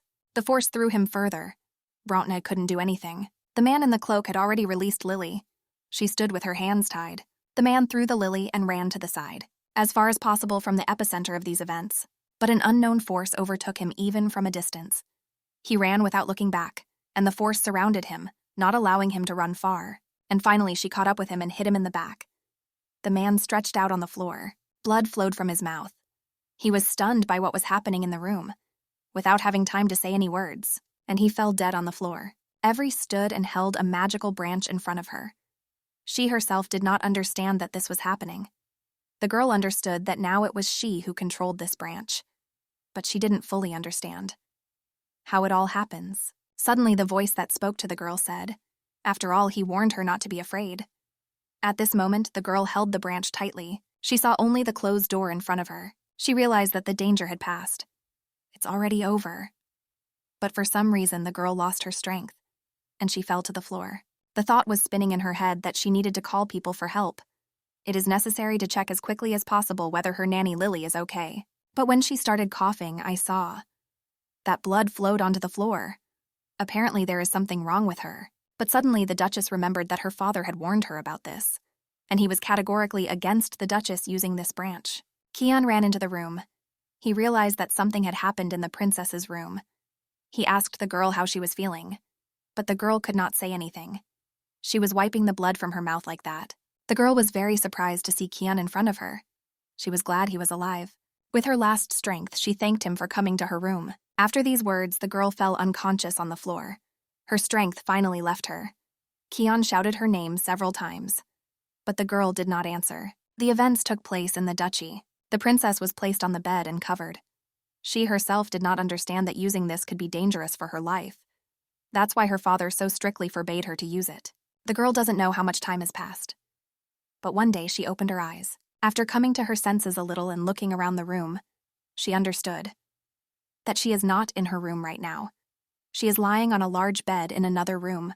The girl turned on her side and saw that her father was in this room. She called him, and her father quickly turned his head towards her. He was so glad that he woke up. She didn't understand whether her father was really standing in front of him, or she's just imagining it because of the temperature. The image of Dad became fuzzy and blurred. He slowly walked away from her. She asked him not to leave her.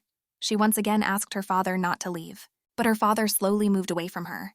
The princess was crying and did not want to stay in this room alone, but the father was silent and did not say anything. He turned and walked away from her. It was very difficult for him not to even turn his head towards his daughter. But he has always been like this, and I simply didn't know how to behave differently. So he left the room where his assistant stood and waited. Keon said they had completed their earlier investigations, and they put the princess in prison. The father told the assistant that it was just a great job. He said that he would definitely deal with it himself later. The father said nothing more, turned away and quickly walked away. Keon said she understood his feelings, but the young man said that now is not the best time for proceedings with the Brontes. And the Duke slowly moved away in silence. He didn't answer his assistant, and Keon continued to talk. He was sure that there were better people for this. If they don't attract them, they will be in danger. At this moment, the father quickly turned around. He said his only daughter almost died today. And why does he need an assistant to tell all these speeches? The father was very angry. He clenched his fists angrily, and he remembered how the kingdom seemed to be on fire. He remembered how he saw his daughter, who was lying exhausted on the floor. He slowly walked down the stairs and blamed himself for the fact that all this happened because of him. He remembered how he stroked the unconscious girl's cheeks. He felt very sorry for his daughter. The father knew that being after him, she was in danger. He remembered how he carried her in his arms to the room, and how some image of a woman appeared nearby. The father said that this was why he did not want to leave her near him, but he remembered the words of the girl's mother. She asked to protect her daughter instead of her. She was a beautiful woman with blonde hair. An assistant ran into the room and shouted no. The father grabbed his neck and began to choke him. At this moment, he did not understand anything. He just wanted to deal with the man who tried to hurt his daughter, and he said that he wouldn't just leave it like that. There wasn't enough air and he started coughing, and his father's hand squeezed his throat stronger and stronger. The test could not understand. Since when has the Duke's condition improved so much? After all, just recently his strength almost completely left him, and now he has such a grip that he cannot cope with him. Brontes could not believe that the Duke had fully recovered, and so the bronzer's arms hung. Only at this moment did the father let go of his hand. The prosthesis fell to the ground. My father did all this silently. He didn't say a word. An assistant stood behind him and carefully watched what was happening. After a while, the assistant turned to his lordship. At this moment, the father grabbed his head. Apparently, his condition worsened. He noticed that in the dungeon, almost everything was covered in cobwebs. No one has come here for a long time. Looking again at the Brandeis through the bars, he said to his assistant that when his daughter woke up, he asked the assistant not to let her near him. The assistant put his hand on his heart, bowed, and said that he understood his order. He will definitely do so. After all, he must carry out all the instructions of his lordship. According to the laws of the Velrighten Empire and the written law of the North, the Brontes will stand trial, and his family members will be sent into exile. At that moment, he was lying on the floor. The assistant bowed to the Duke again and said that everything would be done in the best possible way. The father was still tense and clenched his fists tightly. The father quickly turned away. He said that naturally there would be no court. After all, he had already gotten even with him. At this moment, the lady was sitting on the bed, wrapped in a blanket. And next to her was her nanny and the doctor. You asked your nanny not to cry like that. There's no need to kill yourself like that. But the nanny felt guilty, that the girl got hurt to save her. She was very sad that the lady suffered. The nanny said when she saw that the lady had woken up. Tears flowed from her eyes on their own, and she just sat and sobbed by Every's bed. The doctor asked the lady if anything other than chills was bothering her. The princess said that nothing else bothered her. She just doesn't feel well because she's shivering. Most likely the temperature will rise soon. The girl began to remember that after she took the branch in her hands. Her mana gave her chills. The girl said that owning the winter branch was very bad for her body. But now she's completely fine. She said she was fine compared to her attacker. The girl didn't even want to think about him. Lily said that the attacker is now locked in the basement, and he is awaiting trial. At this moment, Lily handed the girl a cup of water. She asked her to drink. The annual conference is over. Lily asked the girl to take a good rest. The girl picked up the cup. She took a few sips and asked the nanny a question. Is the annual meeting over already? After all, it has never ended in one day before. The doctor and nurse were stunned. I was told that the girl was unconscious for 3 days, but she didn't remember or feel it at all. The maid said that they completed it urgently yesterday. The princess was dumbfounded. Did she really sleep for 3 whole days? When she lost consciousness, the Brontes dreamed of a complete change of power. This means that she is not the only one he wanted to kill. Did he really want to kill 2 people at once? And the girl quickly jumped out of her bed. Lily tried to stop her, but it was useless. She asked her where she was going, but the girl silently ran to the door. The doctor shouted to the girl that she had not yet fully recovered and gotten stronger. And now she is completely forbidden to move. The girl was running and said that she needed to see her dad. But at that moment, Keon, her father's assistant, said that she couldn't do this. As if guiltily, he lowered his eyes to the floor, and the girl seemed to have been struck by lightning. Why can't she see her own father? Why such injustice again? She asked her father's assistant why she couldn't see him. Why, when she wants to see her father, is she forbidden? Keon said that his lordship is now resting. He stood in front of the doors of his father's room and did not let the girl inside. The young woman said that her father was languishing for a period because of the conference. He also feels bad about his daughter's strong feelings. And then the girl remembered. You really are a fragile dad. She grabbed her head. Just recently, your father was sick in his sleep. She remembered seeing her father in a dream, and she asked the assistant if she could see each other just a little. For 5, and if not for 5, then for 3 minutes. The girl said that she urgently needed to ask him something, but my father's assistant was unshakable. He said again, it's impossible. He was given orders from the Duke to not let anyone into his room under any circumstances. The girl asked if she really couldn't come in even for a minute, and the young man again said that it was impossible even for a minute. The princess asked if she could come in for 30 seconds. She just has one question, and this is very important. Doesn't the assistant understand this? Keon knelt down in front of the girl and knelt. He said that he was very sorry, but he could not open the door for her. For him, the Duke's assistant, His Grace's orders are paramount. The girl raised her foot and hit the floor loudly. She said that her daughter just wanted to visit her dad. What kind of orders could there be? Keon smiled. He saw such an old girl being so capricious. He said she was acting just like a little girl. And at that moment, the girl saw her father's assistant early on her chin. She looked carefully at his face. Keon laughed and said that he had scratched himself with a paper cutter. The girl asked, "Most likely it hurts very early." Her father's assistant said it was nothing compared to her injuries. She stood behind me and thought that now Keon was also making a big mistake. The young man said that by God the girl came to her senses safely. Now her recovery is most important. And at that moment the maid grabbed the girl by the arms and carried her. Lily said that Mr. Keon and the girls needed to eat urgently. After all, if she doesn't eat, her strength will never be restored. And the nanny asked the girl to return to the bedroom. The girl wanted to escape from the nanny's hands, but she was unable to do so. She hugged her neck tightly and thought. She thought it was because she wasn't good enough. But Dad doesn't let her in even after she has mastered the winter branch. Perhaps he is very sick. He simply does not have the strength to worry about them. But the girl asked Lily to wait. She will tell Dad something and come back. Keon Yu went into the Duke's room and informed him of the affairs that were taking place. After the criminals moved to Albion, they pretended that the trial was taking place in the Supreme Court. Father said okay. The Duke asked his assistant how his wound was, and the young man said that this cannot be called a wound. He was very surprised that the Duke was worried about him now. The Duke never worried about anyone before. Keon's official position is Duke Solgren's assistant, but he has another unknown social title. Solgren's secret security service, a secret unit. The father said who else is worried about whom. In any case, now it is their duty to gather worthy knights from the squad to protect.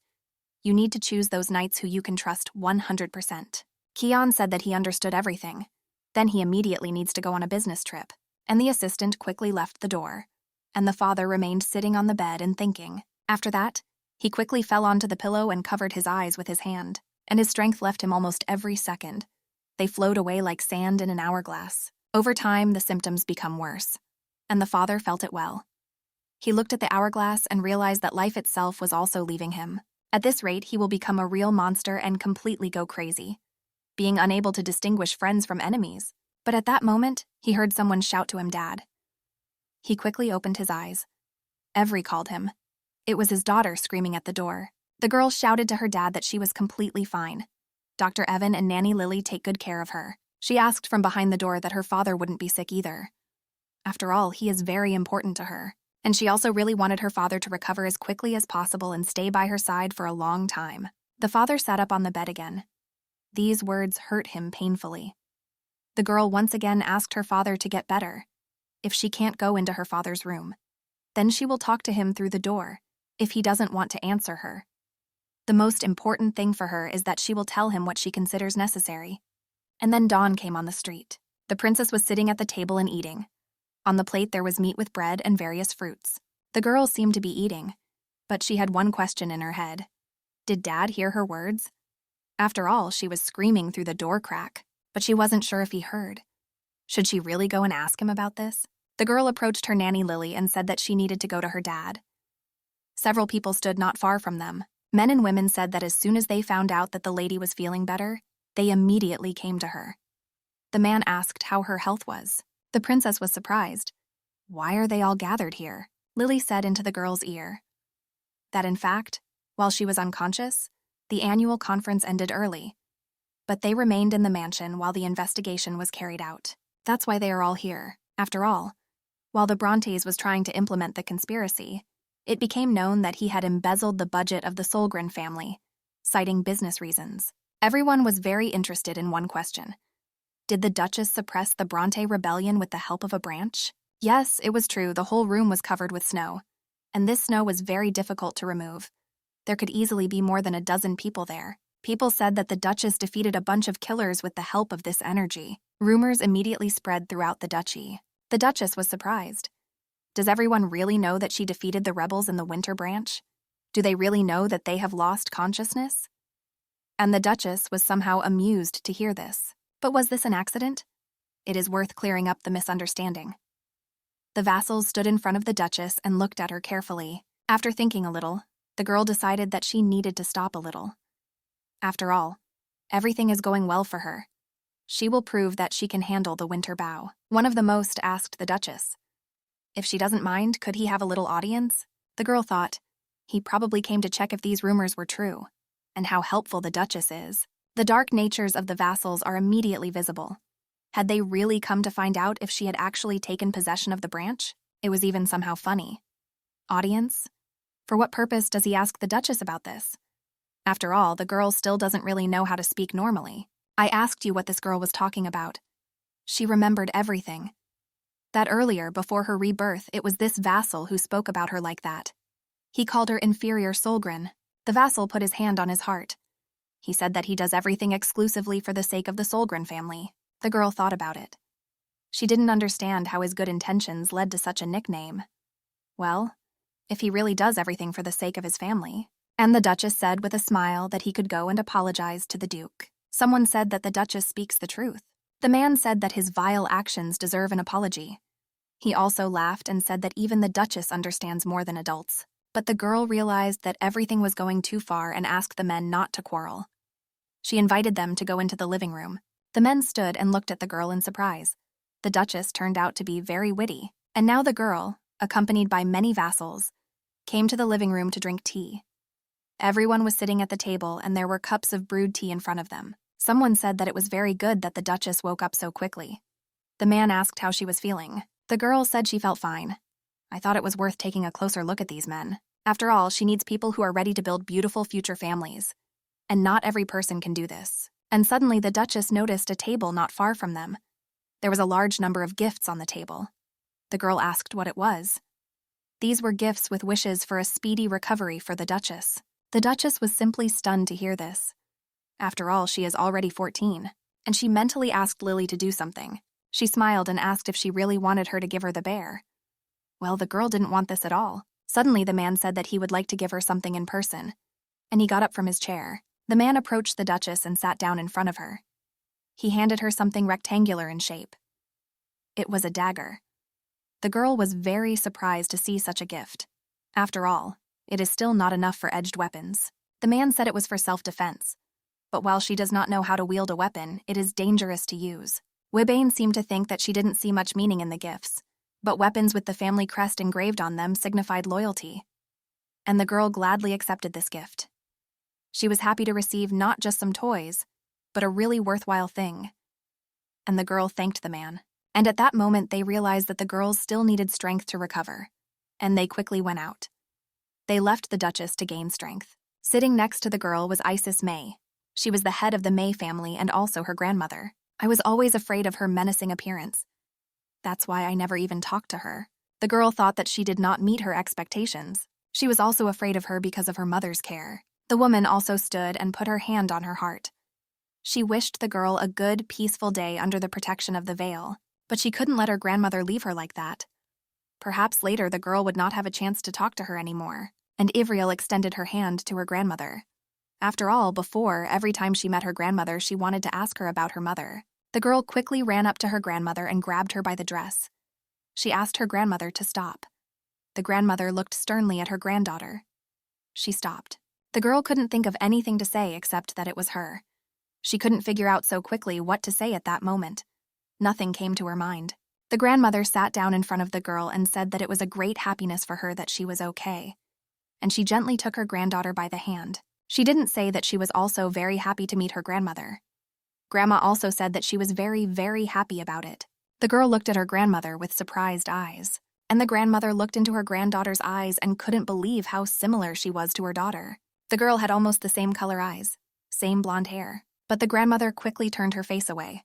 She thought it was just some senile nonsense. She said that she was bowing and quickly hurried out. And the Duchess did not understand why her grandmother left her so hastily. Several days passed. News of the case being sent to trial spread around the world. People were talking about whether they had heard that the Brontes died as a result of the accident. Everyone said that the wagon fell into the canyon and the body was never found.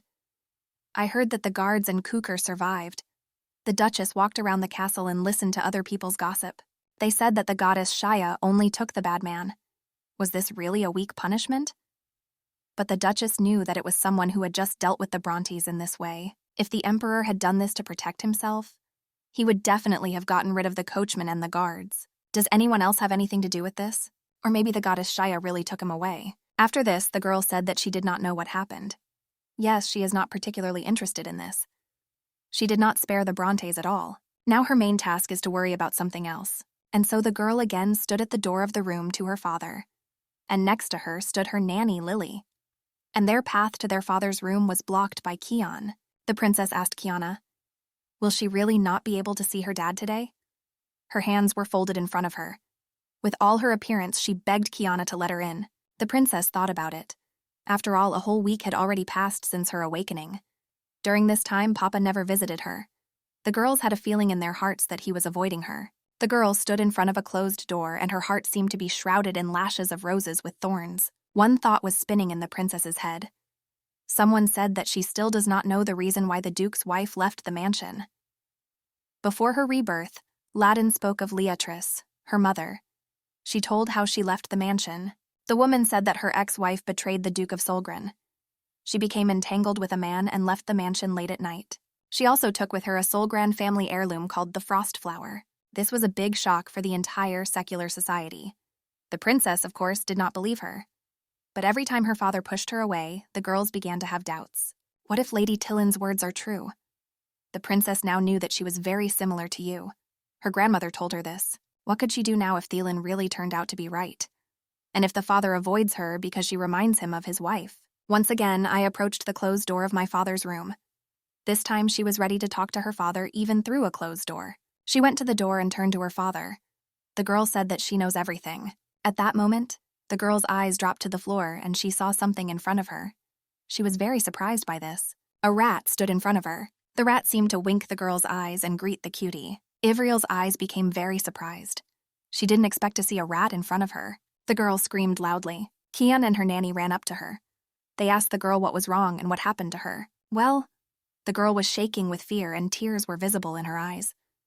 With a trembling voice, she somehow managed to say that what scared her was under her feet. At that moment, the father jumped out of the room. He ran up to the girl and asked her what happened to her.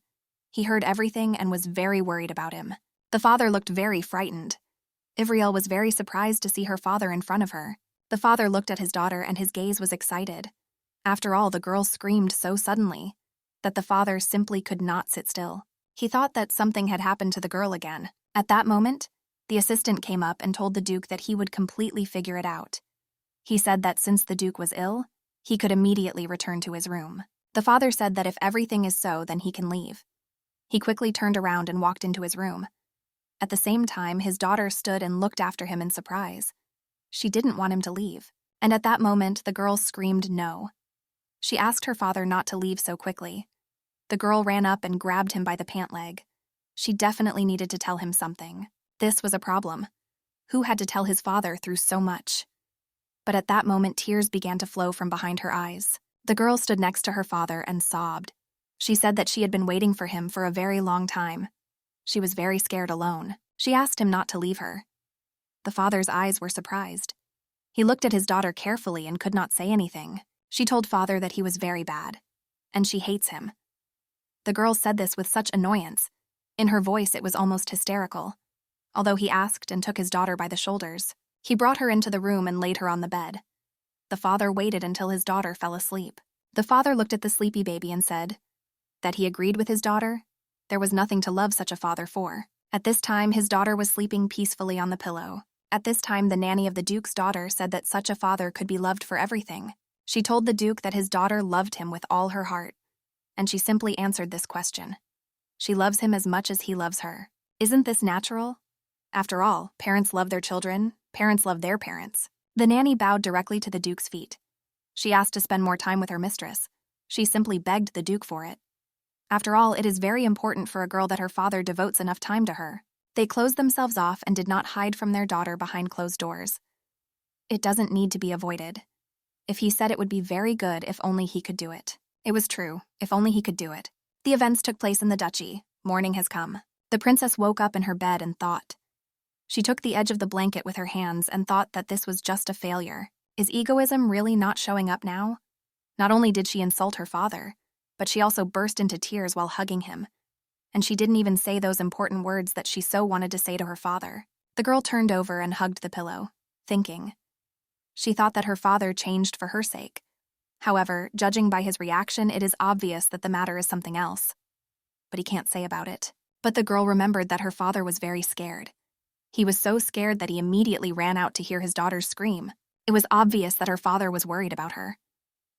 Tears appeared in the girl's eyes. Well, then why doesn't he want to see her? Why is he ignoring his daughter? And the girl fell on the bed and began to beat the pillow with her fists. It turns out that this is not at all the case. It turns out it's her. If only she had not left, leaving her father alone. And now the most important thing is his health. We need to make sure that the father gets out of bed. And a good idea appeared in the girl's head. She walked over to the chair and quickly pushed it back. If she cries at the sight of her father and cannot say anything, then she would rather write him a letter. It was a great idea. You can think about writing a letter. Or if you made a mistake, rewrite it several times. Great. To begin with, the girl wanted to lock the doors. After all, it is unknown what can happen inside the bedroom. And this is absolutely not for the purpose of calmly going to him. The surah also recommends half an hour of sunlight a day, as well as 2 walks. You absolutely cannot overdo it with this matter. And one more thing. The princess was sure that if she gave this letter to his assistant, he would definitely give it to her father. And the girl quickly ran with the letter to her father's assistant. Not far from her, she saw the real Keon. He told the maids that a rat was wandering around the mansion. Apparently, management was negligent. The maid was in a panic. She said they were desperately short of workers and nothing could be done about it. Keon said there was nothing he could do about hiring and paying employees. Most likely, they will just have to get a cat. From these words, the princess realized that the assembled family was in the worst situation. They owned most of the north. Well, financial difficulties are a serious problem. She has difficulties with transport and a climate in which it is impossible to engage in agriculture. And a large number of shahs are under the ownership of the imperial family. Moreover, they are controlled by the emperor's half-brother. If suddenly an avalanche actually hits in winter, human casualties will be inevitable. The roads will be covered with snow, and the north will be cut off from the outside world until the beginning of spring. This will inevitably lead to a deterioration in the financial situation of the family. To prevent this, you need to quickly learn how to control the winter wind in the process. But the father would never allow the girl to do this. The nanny told the assistant that she would make sure that the services were cleaned more often. At that moment, the assistant asked what the lady was doing nearby. The nanny was very surprised. The lady came out into the corridor in her pajamas. The girl was very surprised how Keanu managed to find out that she was standing around the corner. The assistant said that since he belongs to a different race, nothing can be hidden from him. He heard the girl's steps from afar, and the princess remembered exactly. He was one of the wolves. The girl asked the assistant to give something to her father. She handed the young man a bundle of paper. Keon took the piece of paper in his hands and asked the girl what she wanted to tell her father. The princess asked not to read the letter, but just give it to her father. Keon realized that this was a letter from his daughter to her father. At this time, the nanny asked the lady to quickly follow her. It's rude to walk around the mansion in your pajamas. The girl quickly agreed. She took her nanny's hand and they went to her room. Come on. At that moment, the girl looked back at the assistant who was entering her father's room. The assistant quickly opened the door and headed into the room from here. I'd like to see his face if he opens the door. The girl doubted that his face would be cheerful. The princess thought to herself that there was nothing surprising about going outside for the sake of her health. It's so easy to take a walk through the garden. It would be very good if walking helped. We must not allow the heart condition to worsen. At this moment, the girl's face became very surprised. Solve problems with the family's financial situation. You can't wait for your father to move himself. To resist the emperor, you need to strengthen power in their territories. In addition, food supplies will be needed in case of an unforeseen war, so funds are most important now. While the girl walked hand in hand with the nanny to her room, she thought, the first thing you need to do is make money. After this, their mansion needs to be renovated, and also hire another doctor for her father. The initial task is to find out the debt in the territory. Perhaps all the financial reports are in my father's office. Most likely, the girl's assistant will refuse if she asks to show them to her. After all, there are also records of a recent incident. But the girl couldn't give up so easily, and she decided that she was going to a moment when the assistant would not be there. At this moment, Keon was sitting in the living room opposite the guest. I asked Ross for what purpose he came to the mansion. The man said that he wants to speed up the repayment of the debt. Mr. Ross was the head of the northern branch of the 4th Imperial Trading Company of Russia. His name was Rickson Ross. Keon said the man arrived unannounced. Careless words for the assistant of a crumbling estate. The man said that he heard about what happened to the Brontes family. After his death, several Solgren enterprises that he managed lost their stability. Ross invested heavily in the Brontes Beat project. He simply could not observe the current situation. Keon didn't think that he would come to speed up the repayment for this reason. After all, growing beets, as you know, is only possible in the spring. Why rush then? The man knew that the Brontes store was selling beets until August next year. It was for this profit that they invested in the project. However, there is one thing, and the man quickly put some document on the table. He said that it would be much clearer if the Duke's assistant checked everything himself. Keon quickly picked up the documents and began to read. This was a special agreement. If Brontes is unable to continue its business, the debt repayment date may be changed by the Russian investor. The man tried to explain that their company had invested a considerable amount in this project. As the 4th Imperial Trading Company, they cannot lose face. And he asked the Duke's assistant if he understood him. The man said that he would arrive in March next year. Perhaps they already understand each other, but it will be better for everyone if the issue is resolved correctly. The princess, having heard this conversation, did not quite understand what he was talking about. While she was looking for a way to get into the office, she saw the ocean leading someone into the living room and thought that this was her chance. And if you think about it, the opportunity came quickly, but the assistant looked very tense. Apparently something happened. So the girl decided to stand against the wall of the next room and listen. It's good that no one has fixed the fireplace yet. Since the fireplace heats 2 rooms, you can hear all the sounds in one brick. From the conversation, it was clear that Brontes borrowed money for future beet sales. It turns out that the debt must be repaid before March. It was a very short period of time. They plant it no earlier than Maya, and besides, she heard before the rebirth. The beet planting project failed due to overripeness disease. And the disease, overripeness, is a disease that causes agricultural crops. The princess was sure that this project would only bring losses. She quickly put the brick in place. She realized that in this case, they would not be able to cope with their debts. And the princess decided that she needed to completely sort it out while father's assistant was not in the office, and she quickly ran. The girl firmly decided that she would secretly sneak into the archive and try to find it. While Keanu was talking with the man, the girl entered her father's office. But when she looked at the papers, she was horrified. This simply cannot be. What kind of debt is this 4 million? After all, the girl knew well that their family's annual income was only 1 million. They owed 4 times their annual income. It was lucky that they had not yet gone bankrupt by this time. But if you think about it, Ocean alone manages the financial together instead of her father. He turns out to be an amazing person. By March, the trading company only needs to pay $500,000 for growth. And the girl quickly looked at the shelf she was sitting on. She smiled contentedly and thought that they will be able to earn as much as they want. The figurine seemed to shine from these words. In the west of Vera and Tones, there is a small autonomous village. One day, poor traveling masters began to gather there one after another. The video knew that tax collection in the village was weak. Time passed, and the village became a large city through which every creator had to pass. Not all masters living in this place received recognition. The woman looked at the envelope. She didn't understand why they were here. At that moment, someone knocked on her door. It was a male postman. The man brought the woman a letter. He asked if she was the artist Sylvia Sunfield. The woman confirmed that this was her first and last name. That's right. But the girl was a little embarrassed by these words. She said that she could not be called an artist. After all, she is only an apprentice. Well, the postman didn't want to listen to anything anymore. He turned around and went in search of the next address.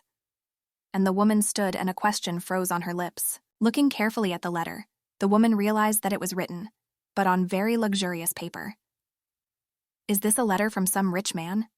She was very curious about who could send it to her. The woman quickly unfolded the letter and read its contents. That the gentleman wants to order a painting from her. He sent her a small gift to help her create the painting. If a woman decides to write a response letter, in the recipient column, you must indicate the Duchess of Solgren to Mrs. Everill from the Solgren mansion. It was very strange. The handwriting of a woman immediately reminds me of a child's handwriting. At the same time, the vocabulary was like that of an aristocrat. The woman clutched in her hand some object wrapped in cloth. But when the woman opened the matter, she was simply shocked. It was paint material. It was a very rare blue pigment. The artist has never seen such high-class material. She quickly wrapped the pigment in cloth and ran out of the house. In a few seconds, she caught up with the postman who handed her a letter. She ran, knocking her legs, and asked the man to wait. The artist ran up to the postman and grabbed his hand. She asked where this package came from. This is very important to her. The man was surprised by the artist's behavior. He smiled cheerfully and said that the package came from the northern lands of Slogans. The artist once again repeated the words spoken to the postman. North. Solgrens. While the artist was thinking about the postman said that it was time for him to go, and the woman looked after him and kept repeating Solgrena's last name. The events took place in the kingdom of the Solgrens. The Duchess sat near the window and looked thoughtfully into the distance. She understood that the parcel had already been delivered, and that made her happy. A ghost stone that was only found in their lands. It is a dull gray-colored gemstone that is usually useless for use. But one artist really appreciated it, transforming materials for paint. The resulting mineral white powder of the stone changed color after being filtered through water and then subjected to heat. This is what led to the discovery of phantom blue light and became a turning point in the history of the art of cycling. And this time the Duchess simply sped up the process. But it took a little longer than she thought for Lily to write this letter. I thought that she would receive an answer after the winter, but the girl believed that he would definitely come to her. She sat near the window and looked thoughtfully into the distance with a smile. If she were an artist, she would not be able to resist this pigment. He was very, very handsome. Moreover, Herring Sunfield is the one who first discovered the phantom blue color. She had a great passion for drawing. But having earned money from color, she still devoted herself to creativity. So they sat and created a masterpiece called The Flourishing of Kampa and made her debut. But The happiness was short-lived. Her teacher took away her right to color. She couldn't cope and committed suicide. The painting of the heyday of the Kampa became a masterpiece and artistic heritage, and the girl decided that this time she would save at all costs, not the recognized genius. In a past life, she saw her picture when she was with the Empress. This picture is truly impressive. But will the Duchess be able to look at her again? At that moment, someone knocked loudly on the door of the girl's room. The girl and the nanny turned around. No one understood who could come to them now, but it was very calm that Lily was next to her. Or maybe this answer came from the campaign, or from her dad if he went through her note. The girl jumped out of her seat and cheerfully ran out the door. Or I tried to tell the lady not to run around like that. Young men in blue and white clothes stood on the threshold, and the man said that he was pleasantly surprised. But the girl quickly closed the door behind her. The second man, who was a little further away, asked what happened. The girl closed the door because she saw some strangers there, and she told her nanny about it. Lily said that she had heard that the Duke had ordered that his daughters be presented with knights each for protection. Most likely this is them. The girl was surprised. Is this really so? They have so few knights now. Did her father really hire them for her? And the girl said to wait here, and she quickly assessed the situation. She realized that they would need to be paid more than ordinary soldiers. After all, knights are higher in rank than ordinary soldiers. But their family has been experiencing financial difficulties for years. That's why they have so few knights. Obviously, if the level of security is reduced, then there are not enough of them. From behind the wall, the man asked if the Duchess wouldn't mind if they could get to know each other. Coming to my senses a little. The man opened the door and asked for forgiveness for disturbing me. The Duchess once again carefully looked at the knights. They were dressed in white and blue uniforms. These were the white knights assembled. The purple-haired girl knelt down. She said she was very pleased to meet you, and she is the leader of the White Knightly Order. Her name is Lola Claire.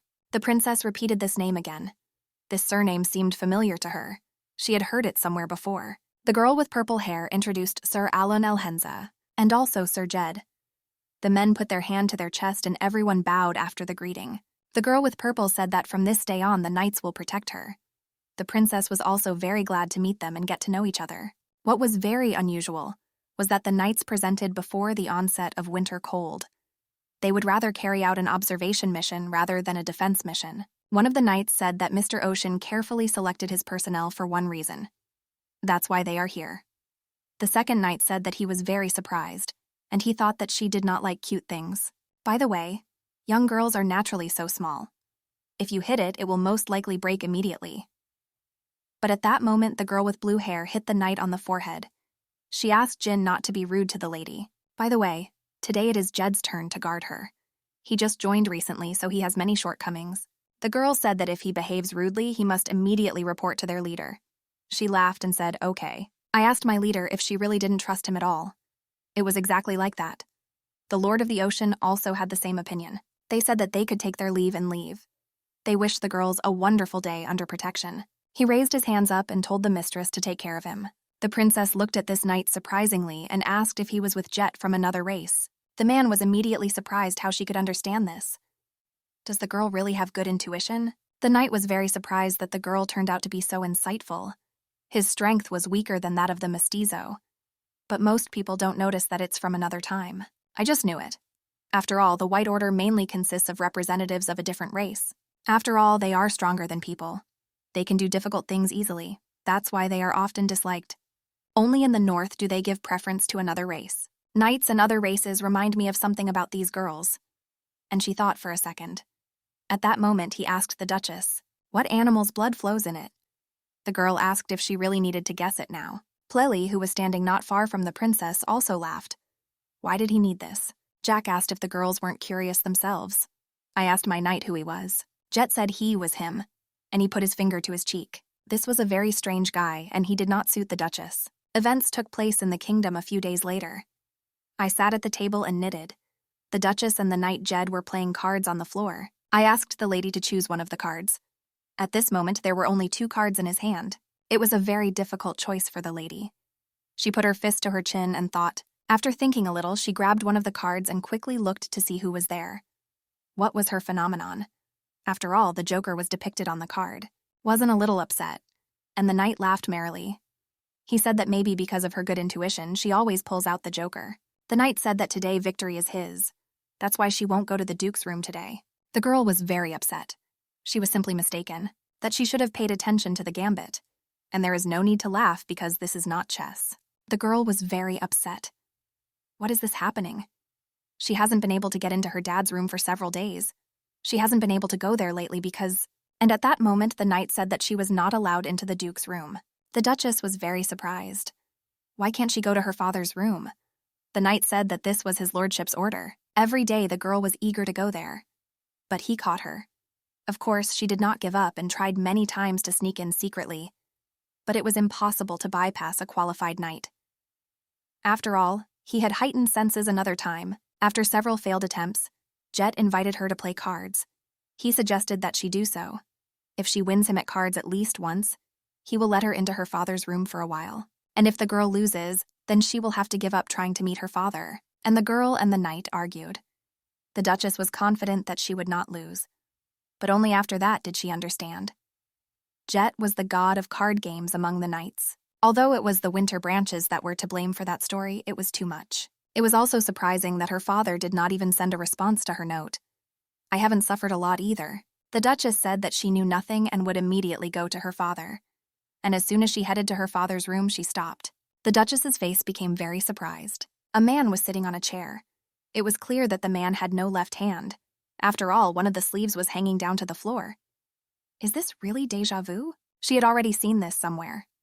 And the girl asked the Jed, is there really a knight in the order without a left hand? Jed was a little surprised. As if remembering, he said once again the knight without a left hand. After thinking a little, the man replied that he didn't remember anything like that. After all, it will be very difficult for a person without a hand to handle a sword. Yes, he had not heard such stories among the representatives the other time. I asked if it was true. It was a little strange. After all, the girl remembered exactly what a knight is, just like you. She thought, and after that her face became very surprised. She asked her guard what date it was today. The man replied that today is 30, and tomorrow the harsh winter month begins.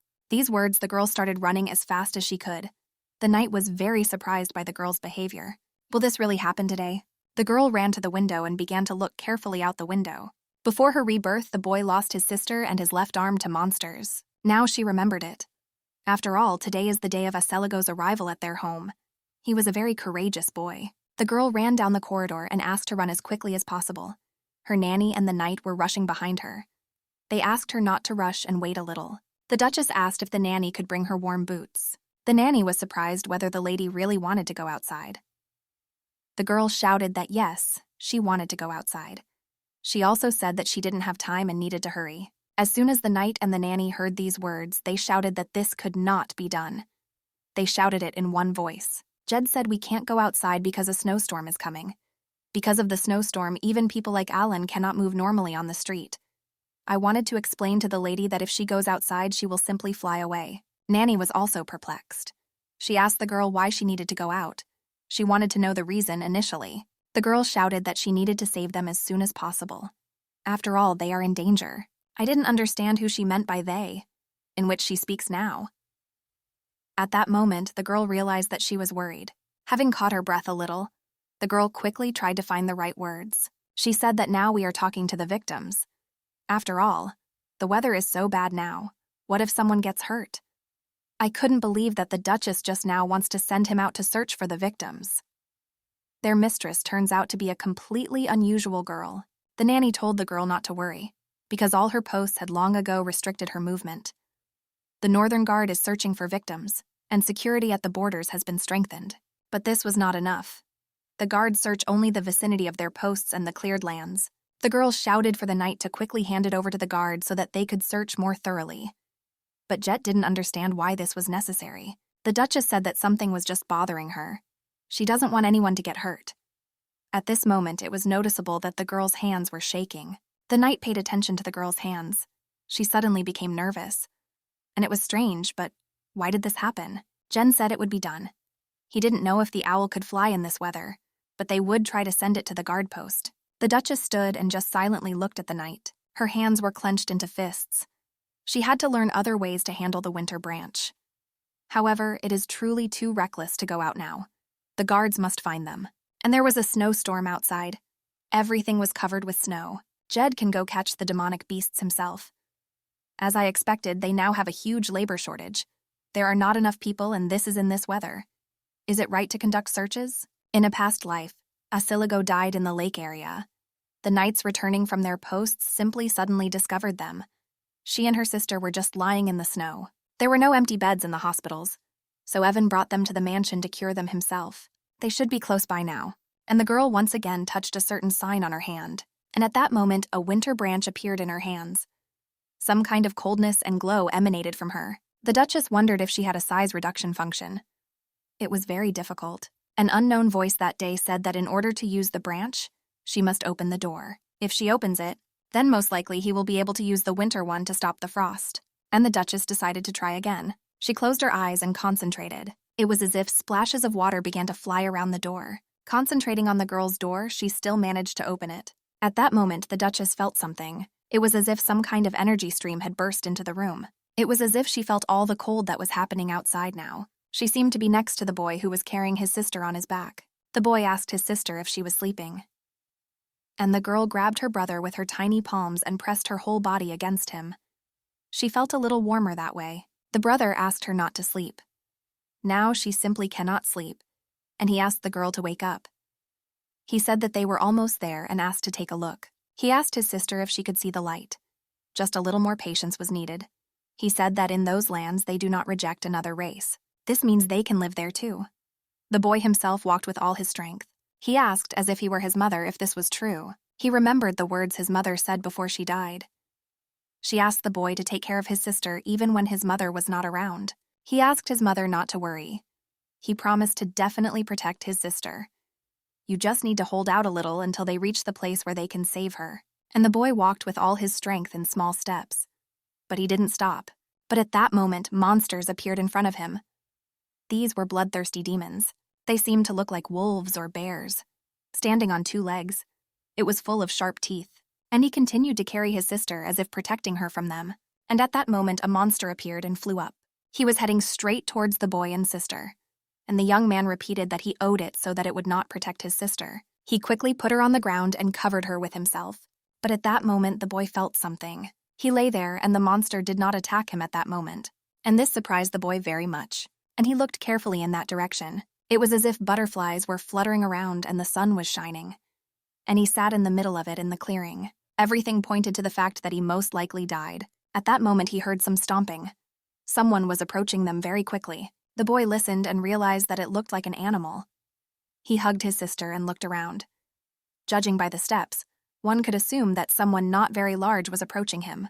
At that moment, the girl said that she had finally found them.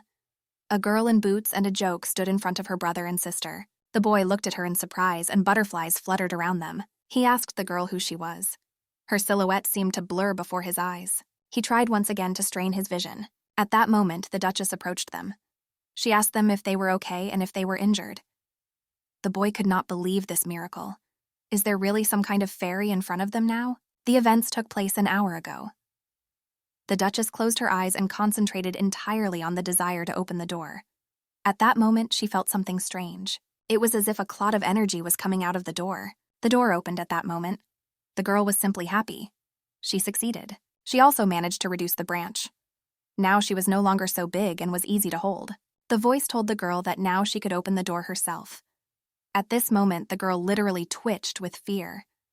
I can tell that this is the third time they've been talking, and that's why she needs to stop being scared. I still didn't understand that this voice that always helps her. At that moment, she dared to ask the voice who it was.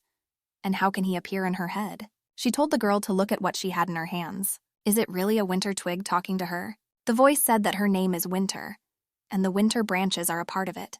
But in the records that lie in the treasury, there is not a word about this. But where can they be there? Winter spoke to a person for the first time. The Duchess knew that spirits were always friendly with people. In the distant past, the goddess Shaya created power on Earth. She gave birth to mysterious creatures called spirits. To protect the land of the steppes, they confront the evil demons born of darkness. Spirits can enter into an agreement with a person to help him. But the Duchess did not hear anything about the signing of the contract of the spirit of winter branches with the Solgrins. I didn't understand why she spoke to her then. Winter didn't know what to answer the girl. Is it really interesting? A lot of time has passed since then. She saw Obate, The girl asked what obate is. After thinking a little, the girl said if she could call this voice in winter. Winter said that this was a very suitable name for her, but it was better not to call her that. After all, names contain much more power than she thinks. The girl was very surprised to hear this. If she calls it winter, then she will have to wear the appropriate form. This is difficult to explain. So Winter asked the girl not to try to understand it. Winter asked the girl which creature is the most fragile, and the Duchess said without hesitation that this butterfly is the most fragile. Butterfly was a very good name. At that moment, the girl was blinded by some kind of light. She closed her eyes and also covered them with her palm. But Winter asked her to open her eyes and look at the form she had acquired. She quickly opened one eye, and she saw in front of her many transparent blue butterflies. They looked like they were made of ice, fragile and weightless. The girl said that Mrs. Winter is very beautiful, to which a voice exclaimed to her, did she even listen to her? Now she has to call her only Butterfly. The girl quickly apologized to Mrs. Butterfly. She asked why she became so cold when she appeared. It seemed strange and wrong to her, and the butterfly explained that the girl feels discomfort because her body has its own limit that can withstand her incarnation. And unfortunately, it won't last long. The girl had already begun to pound from the cold. She said in a trembling voice that she was quite cold now, and this was all because of the winter that was nearby. The girl said that she needed her help. Winter told the girl to tell her her request and she would try to fulfill it. The girl said that she really wanted to stop the storm. She also really wants to save people. But Winter only chuckled. Is it really that difficult for her? The voice told her to follow her. She is ready to fulfill her wish. And this is how the Duchess found herself next to her brother and sister. She ran closer to the boy and asked if he was injured. The boy hugs his sister in surprise and looks at his savior. The girl was very happy. She thanked God that she had time and was not late. But at that moment, the girl began to fall to the ground. The boy tried to grab her arm. He asked her if she was okay. When the boy touched her, he felt how cold it was coming from this girl. She was simply icy. The young man did not understand what to do now. How can he carry both of them? He hugged the two girls sitting next to him and thought, you need to find a suitable place where you can make a fire. But at that moment, someone shouted that the lady was here and called everyone here. Someone shouted to bring all the remaining blankets. After all, in addition to the mistress, there were also children here. The man who first saw the children began to call the lady. He said they were not far from her. Since there was a very strong snowstorm, it was difficult to see people. At that moment, the young man was sitting and hugging the girl by the shoulders. He hugged this girl who saved his sister. The thought flashed through his head whether she really was the mistress. The boy wondered once again whether this girl who is now next to him is an aristocrat. But that didn't matter anymore. After all, thanks to her, they remained alive. The boy closed his eyes and leaned his elbows on the girl. It was lit in the fireplace. Warmth emanated from it and the light crackle of burnt wood could be heard. The Duchess was lying in this room. After the events of that night, she could not come to her senses. A doctor was on duty next to her. The doctor turned to the nanny and asked her when the Duke would come. She didn't answer me that as soon as Mr. Keon informs his lordship about what happened. At that moment, the girl was lying and she was very, very cold. She had a fever, even though she was already warm and covered with a blanket.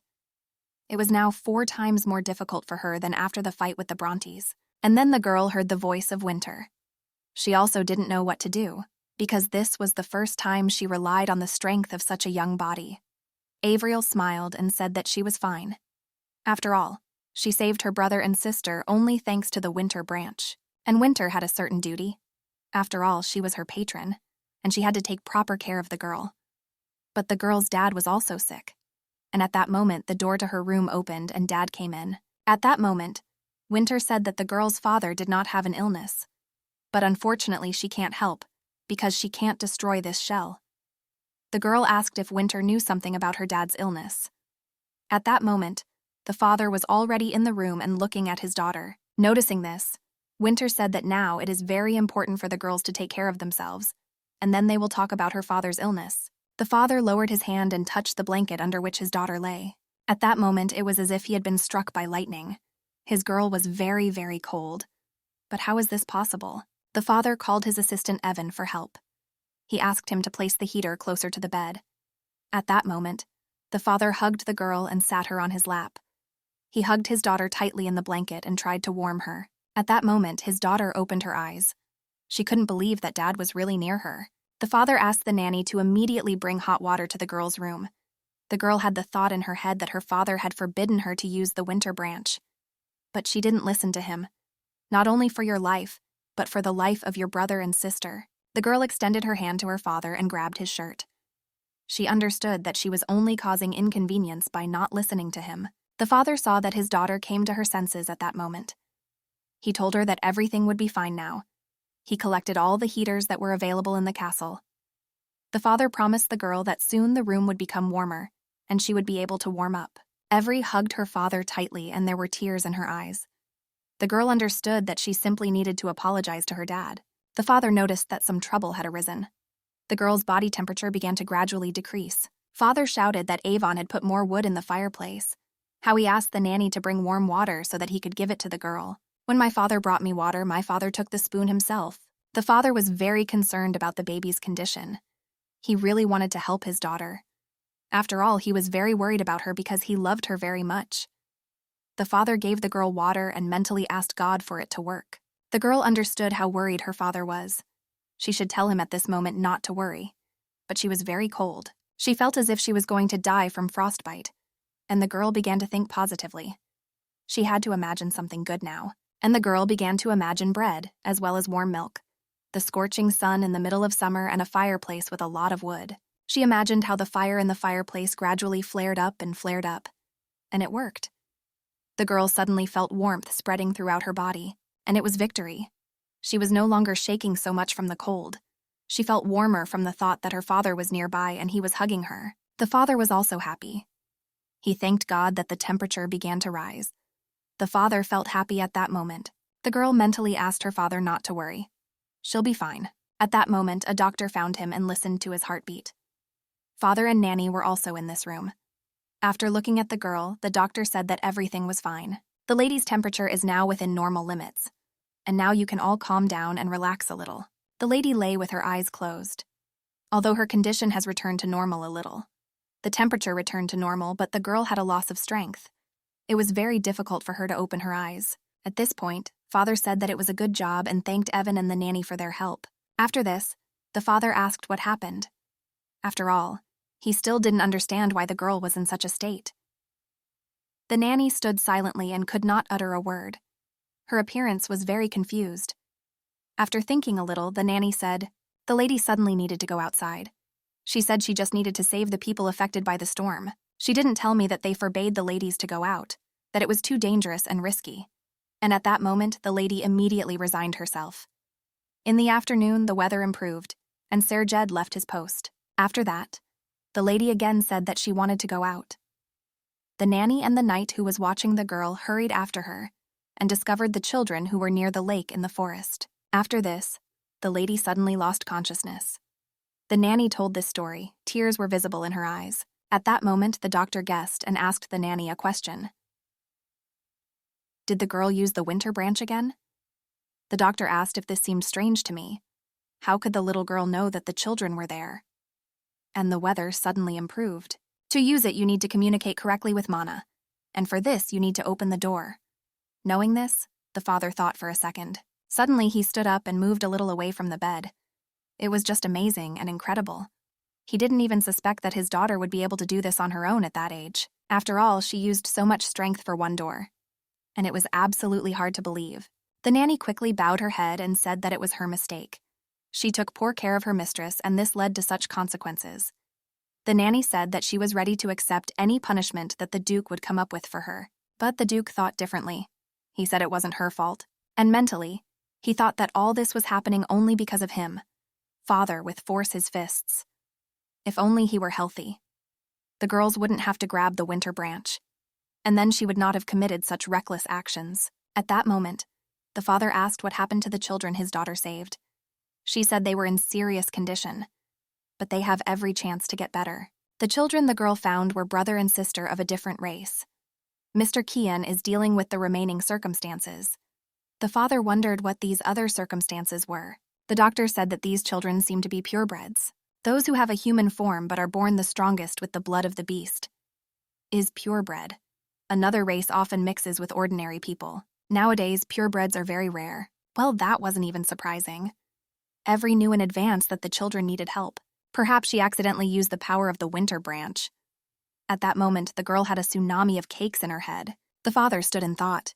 It was too strange a coincidence. After thinking a little, Father said that the nanny and the doctor could leave the room now. They may be free for some time. The doctor and I understood everything and quickly left the room, slamming the door behind us. The father sat down on the edge of the bed where his daughter was lying. He looked carefully at his girl again. In this confusion, the father completely forgot about the letter that his assistant Ocean gave him. It was folded in a very interesting way. And only now did my father remember him. This letter was written to him by his daughter. The father quickly opened the letter and began to read. He put off reading because he was afraid that he could no longer be calm.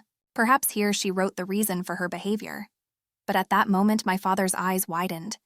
He did not expect to read this in a letter. This letter contained a list of what her dad must do. The first thing a father should do is drink a lot of water. Open the curtains for half an hour every day and take sunbathing.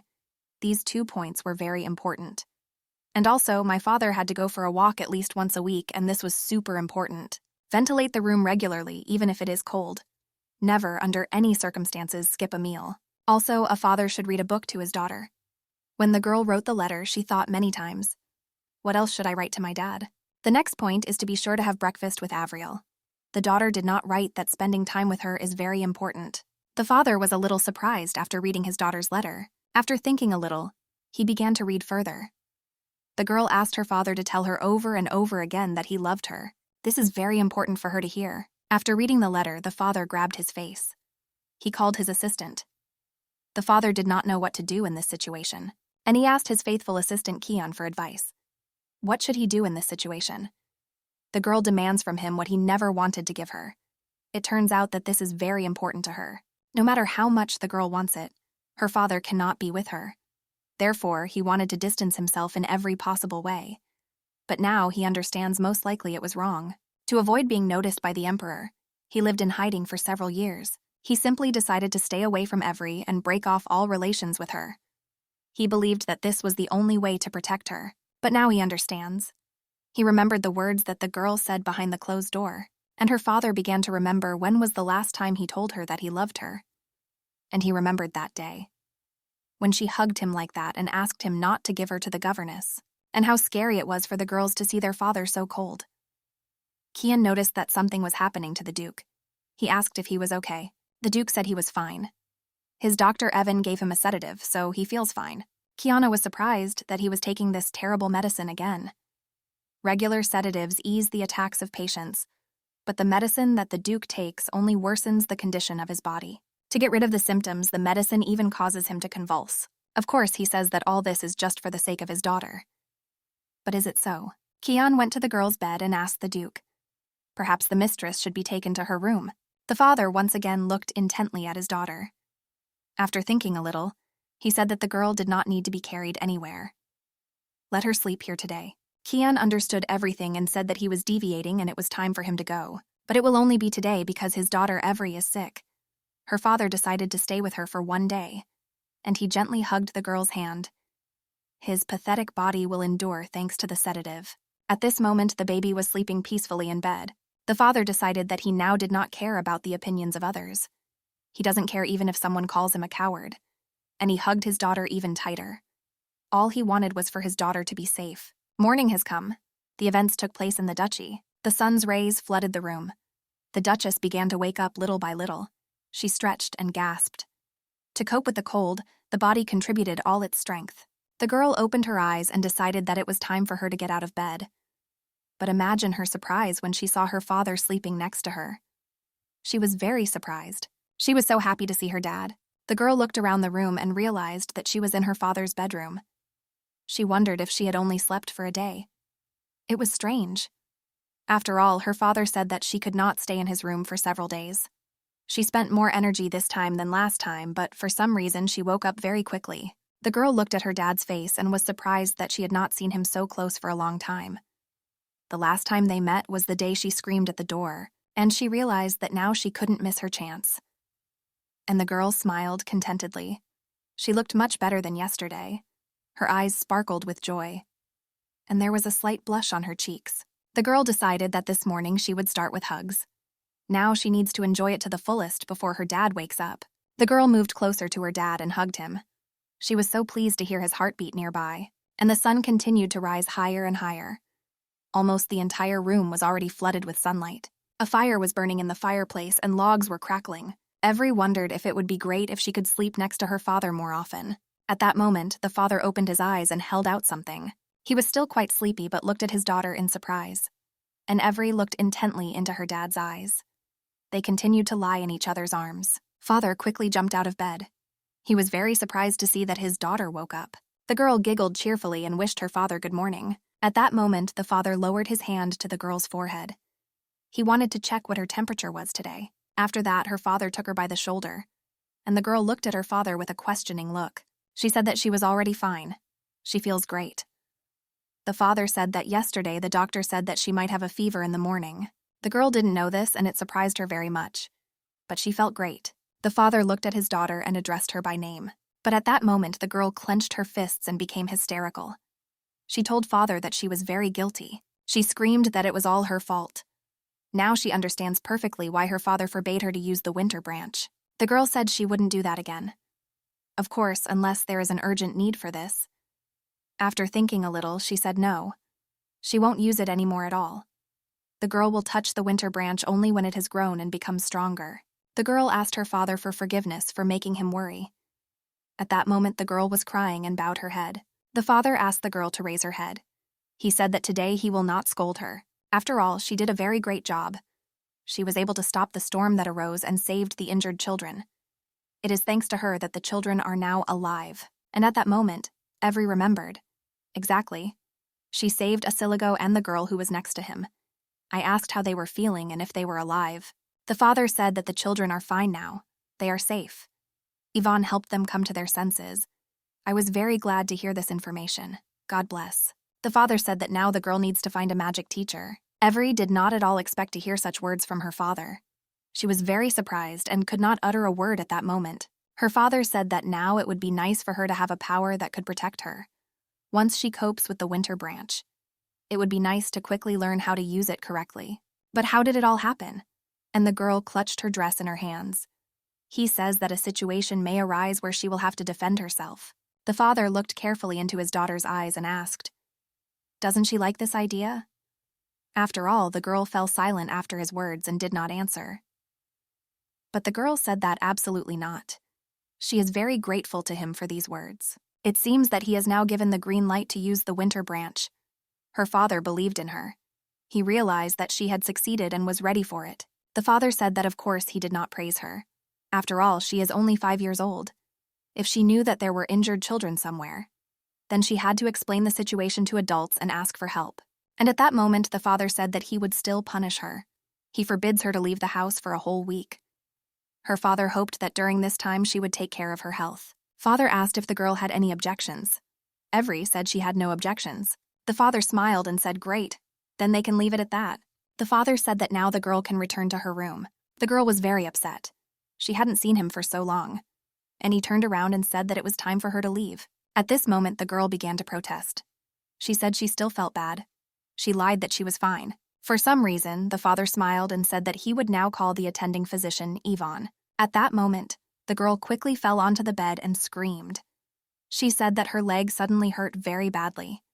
She won't be able to get to Evan on her own. The father, still smiling sweetly, said that he would call her Nanny Lily, and she can take it there. But the girl said that she was not satisfied with this option, because she was rocked in the nanny's arms. The girl's antics amused her father. He asked if the girls didn't like being in the arms of her nanny. The girl fell on the bed and said that she liked his bed much more than hers. She said that if she rested here, she would be able to recover faster. Suddenly, the door to my father's room opened. An assistant appeared on the threshold. He asked how his lordship was feeling. The father turned around and told his assistant to come in. Keon apologized for the trouble. She said that some time ago a man from Kampa came here. This information surprised my father very much. Why did the man from Kampa come here? These words surprised the girl too. After that, she smiled and remembered.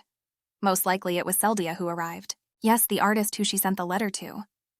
The girl stood on the threshold and she was terribly cold, despite the fact that she was wrapped in a warm scarf. After that, she was invited to the hotel and warm tea was poured. She was asked to wait a little in the living room, but she didn't realize how long she would have to wait. It was the Duke's assistant who asked the girl to wait a little in the living room. The artist found the Duke's assistant very scary. At that moment, a girl came into the living room. She asked the artist how long she had been waiting. The woman's face became very surprised. She did not expect to see such a magnificent creation in front of her. The girl said that she thought that the artist would simply answer her letter. She didn't even expect the girl to come in person. She asked if there were any problems along the way. Nanny Lily asked the artist to observe etiquette. After all, now Duchess Solgren herself is in front of her. These words greatly surprised the artist. In a trembling voice, the artist said that she wished good day under the protection of the veil. The girl introduced herself and said that her name was Seldia Sunfield. The girl asked the woman to raise her head. She understood that the artist was most likely very tired on the road and asked her to sit down. The girl herself also quickly settled down on the sofa. Seldia was simply fascinated by the Duchess. She was just a sweetheart. But the artist could not understand one thing: why such a young girl would invite her to the duchy. It was as if the baby had read her thoughts.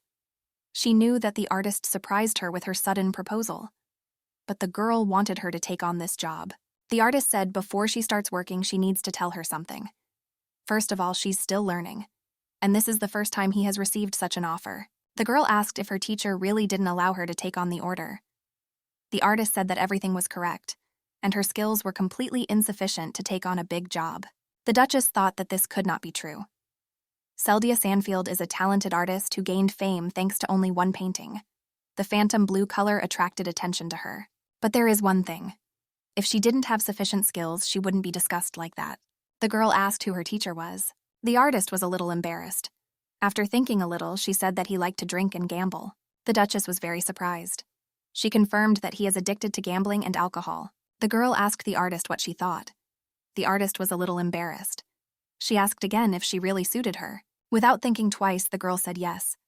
She wants to entrust this matter to her. The Duchess said she had only one condition. She asked to paint the landscape of these lands using the blue pigment that she sent her. The artist was surprised. It just can't be. She will need to use this high-quality pigment. The girl said that she would find everything she needed and would pay as much as the artist wanted. The girl had plans to open a business soon. Her dream to reveal to the public is the pigment. The artist said that the Duchess could rely on her. She is ready to put in all her strength. The Duchess said that everything was fine and now they could sign the contract. Everything was fine and everything was going perfectly. But the artist wanted to ask the girl something, but apparently did not dare to do it. The Duchess realized this and asked the artist if there were any problems, and the girl quickly adjusted her glasses and said that that's not the point at all. She wanted to add one condition to the contract. The girl asked what condition she wanted to add to the contract. The artist shook hands with embarrassment and could not bring herself to say this to the Duchess. Having gathered her strength a little, she asked if the artist could draw a portrait of the Duchess. These words surprised the girl very much, and she froze with a cup in her hands. The girl was a little embarrassed. Does the artist really want to paint her portrait? The artist confirmed that she really wants to paint the Duchess, and the girl remembered that her portraits had already been painted in a past life in the imperial palace. Well, now a future famous artist is asking for this. It would somehow be nice for me to miss such a chance. And the girl decided to agree. She said she would agree to the artist's terms, if she fulfills one of her requests. And at that moment, the Duchess laughed cheerfully. The artist looked at the Duchess and her face flushed. She was a little embarrassed.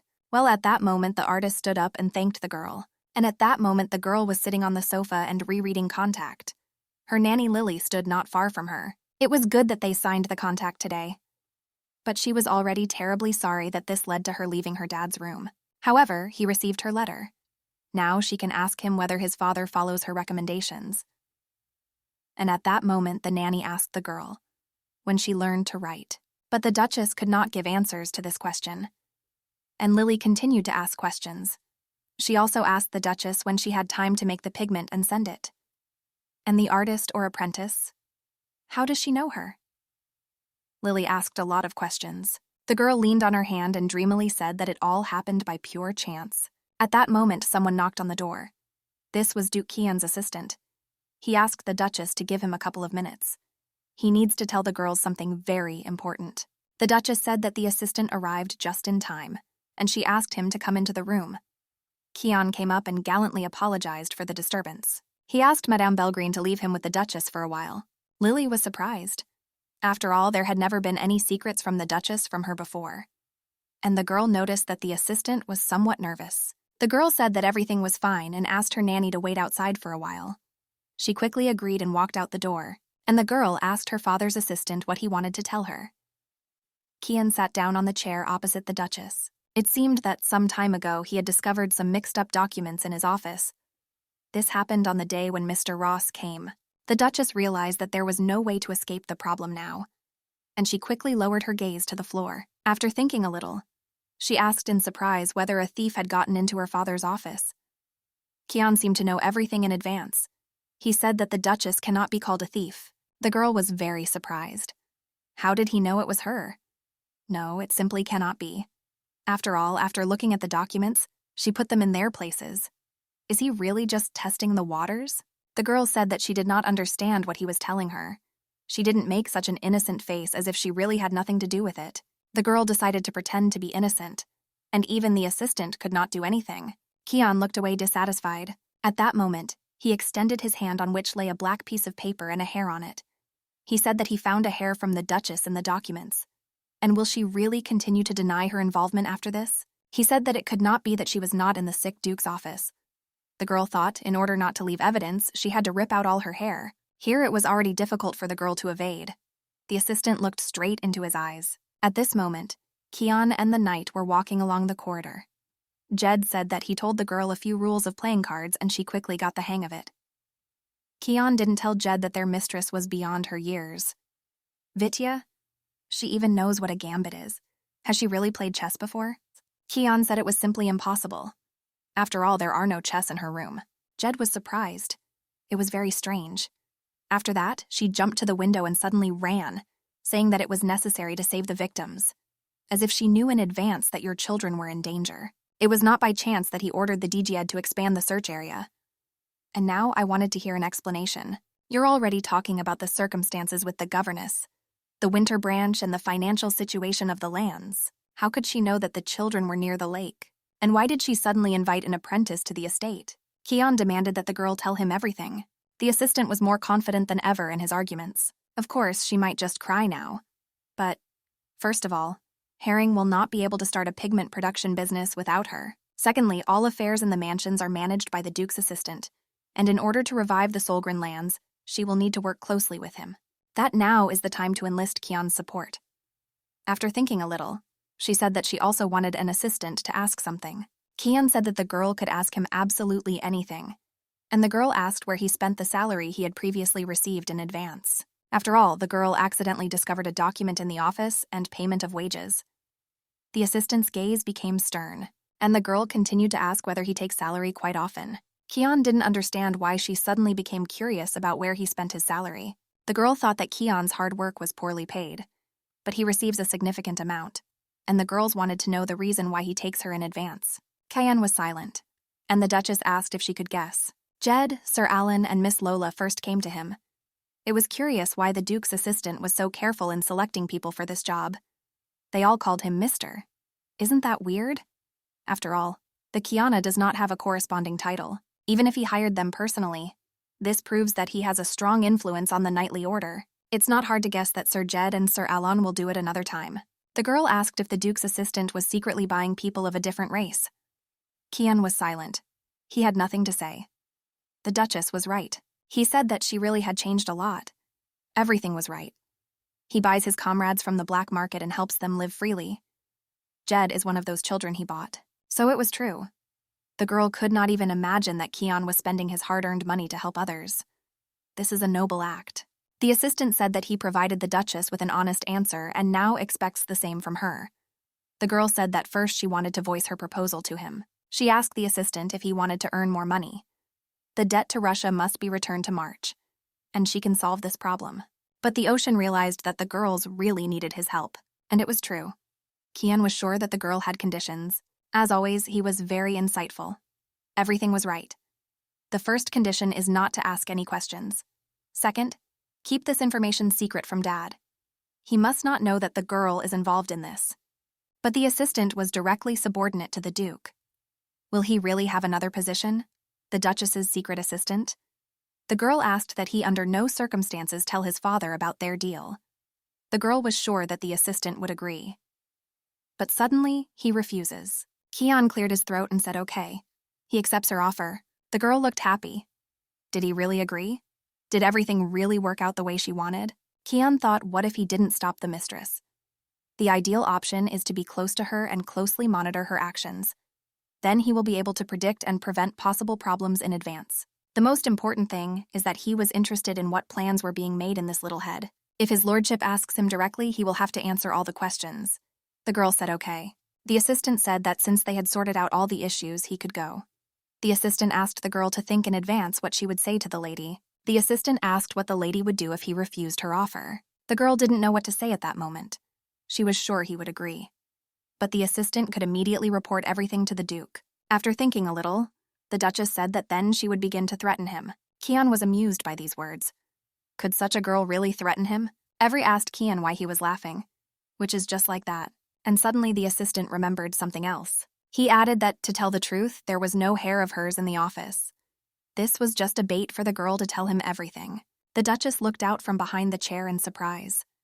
Did she fall for his bait? He took it and caught it with the stuffing. She turned out to be a huge fish. The events took place in the Duchy of Solgrens. She realized that the ocean is a deceiver, and she didn't even suspect it. At that moment, a stern nanny entered the room. She asked the girl to answer all her questions. The sweet girl smiled and said that it happened because... And suddenly the girl said that the Winter Branch told her this. She said that Lady Butterfly told her this and she decided to use her name now. The girl said that the Winter Branch is a piece of the ancient spirit of winter. When she first spoke to her, she was also very surprised. Since the twig forbade calling her by her real name, she called her Mrs. Butterfly. And she, too, turned into a butterfly for a second. Since then, he rarely tells her to carry out assignments. And this is very cool. Lily said that she didn't understand anything. And can the girl explain again in more detail? Of course. She specifically tells the nanny so that she does not understand anything and does not ask questions. You could say she didn't do anything. The Winter Branch gave her advice. She asked if she could talk to the spirit she called a butterfly, but the girl could not answer this question. She didn't know what to say. I didn't remember that the winter twig said something about my father's illness, and she just had to ask her about it. Mentally, at that moment, the Duchess touched her hand. She mentally asked if Lady Butterfly was here. She said that she had a question for her. Well, Mrs. Butterfly was silent. The fireplace was burning in the room. Candle. She closed her eyes. She stood in a large room near the doors. Suddenly, the nanny heard some noise. She asked the Duchess what kind of noise was coming. But the girl didn't know. She also listened. Yes, they opened the door and saw Mr. Allen in front of the door. He was also very surprised to see the nanny with the girl. The nanny asked if something had happened. After all, she heard someone scratching the door. But sir, he said that it was not he who scratched the door, but this little guy. And he gave the nanny a small white kitten. The girl asked what Lily was, and then I heard the kitten meow. The kitten was very cute. Mr. He quickly released the kitten from his hands and said that it was time for him to go. He said that the kitten was most likely very cold in the corridor, so he was rushing into the room. No one understood whose kitten it was. Last time, Mr. Rusher said that he would have to get a cat because of the mice invasion. So he appeared. The nanny remembers how the girl was very scared when she saw the mouse. The Duchess also remembered that unpleasant moment with the mouse. The girl thought about it because mice had never scared her so much before. The fear appeared in a previous life when the heir prince locked her in a closet. There was a dead mouse in this closet. The girl knocked on the door and asked to let her out. She cried and asked to open the door and let her out. All night she cried and knocked on doors, but no one came. Only the next day she was discovered by a maid. They were very surprised to see the girl in the closet. As she grew up, she realized the reason why the crown prince hated her so much. She became a replacement for the deceased daughters of the empresses. She devoted all her time to her, while she simply turned away from the crown prince. And I didn't notice him. That's why he started torturing the girl. She had no idea about it then. It was hard to look into his hate-filled eyes. She continued to spend her time with the empress, and he was jealous and watched him. Well, before he died, she saw his expression. When he shouted Duchess, the nanny said that she seemed to like him. The girl didn't understand who she liked. She didn't tell me it was a cat. After all, the girl really looked at him. The kitten crawled up to the girl's slipper and touched it with its paw. The girl thought that the kitten was very affectionate. That's right. But at this age, he is unlikely to hunt. She didn't tell me that she would go to the kitchen and bring him something tasty to eat. The girl said hello to the kitten and took him in her arms. She was very glad to see them. The girl said her name was Evriel. What is the kitten's name? The kitten was lying in the girl's arms and was very happy. The Duchess saw that there was no name tag, and she decided that he didn't have a name yet. The girl asked the cat if he wanted her to give him a name. The cat seemed to agree and meowed. The girl looked into his eyes. The kitten had very beautiful ones. They seemed to be red, and the girl decided to name him Ruby, because his eyes resembled rubies. Well, at that moment, it was as if the whole space was filled with red light. The girl looked questioningly at the kitten. At that moment, the nanny was carrying food for the kitten. An assistant was also walking along the corridor. The nanny greeted Mr. Rusher warmly, and he greeted the nanny. Keon asked in surprise whether the nanny was bringing milk for the mistress, but the woman said no. She is carrying milk for the kitten. Keon was surprised. Did a kitten really appear in the house so quickly? The nanny thought that it was the Duke's assistant who turned him on. Well, he said that he didn't wind anyone up. I couldn't understand where this cat came from then. Something incredible was happening in the Duchess's room. The cat began to fly around the room. The girl stood and looked at him in surprise. She didn't think cats could fly. When she gave him a name, he suddenly lit up and began to fly around the room. This is a completely unusual kitten. At that moment, the girl felt an incomprehensible feeling, as if they had become somehow connected with the kitten. So it was with the Winter Branch. Is this also a spirit? The cat is approved to meow. The girl couldn't believe her ears. Can't be. You can't just make a contract with a spirit. At that moment, the nanny came into the room. She said she met Mr. Rusher in the hallway and, well, at that moment, the nanny saw a flying cat. Out of surprise, the nanny threw it on the floor under her nose. The milk fell and broke. What did the lady do again? The nanny demanded that the girl speak. She didn't believe that as soon as she gave the cat a name, he began to shine. Did he really just take off and fly? The nanny did not believe the girl's words, but the girl claimed that it did happen. Maybe he is also a spirit. But the Duchess recently said that she already has a spirit called a butterfly, and it was strange for both the nanny and the girl. But when the lady called the butterfly, she did not answer. But at that moment, this cat appeared. We need to somehow get more information about them. The girl asked if she might have any books about perfumes. She said that perhaps there is some information in the Winter Library, and they quickly walked into the Winter Library. The Duchess walked accompanied by Alan and the nanny. She also carried a kitten in her arms. Mr. Allen said that Jet Cheese did not do this of his own free will. But the girl did not understand what Mr. Allen was talking about. He said that they weren't there that day, the demons had to be dealt with. Then there weren't enough nights, so they couldn't do anything. The girl heard that Jed was punished for that time. She understood everything. Everything was fine. After all, rules are rules and they must be followed. Everything was great. Alan was worried that the girl might suddenly dislike Jed. The girl said that she and him often argue, but this is not a reason to hate him.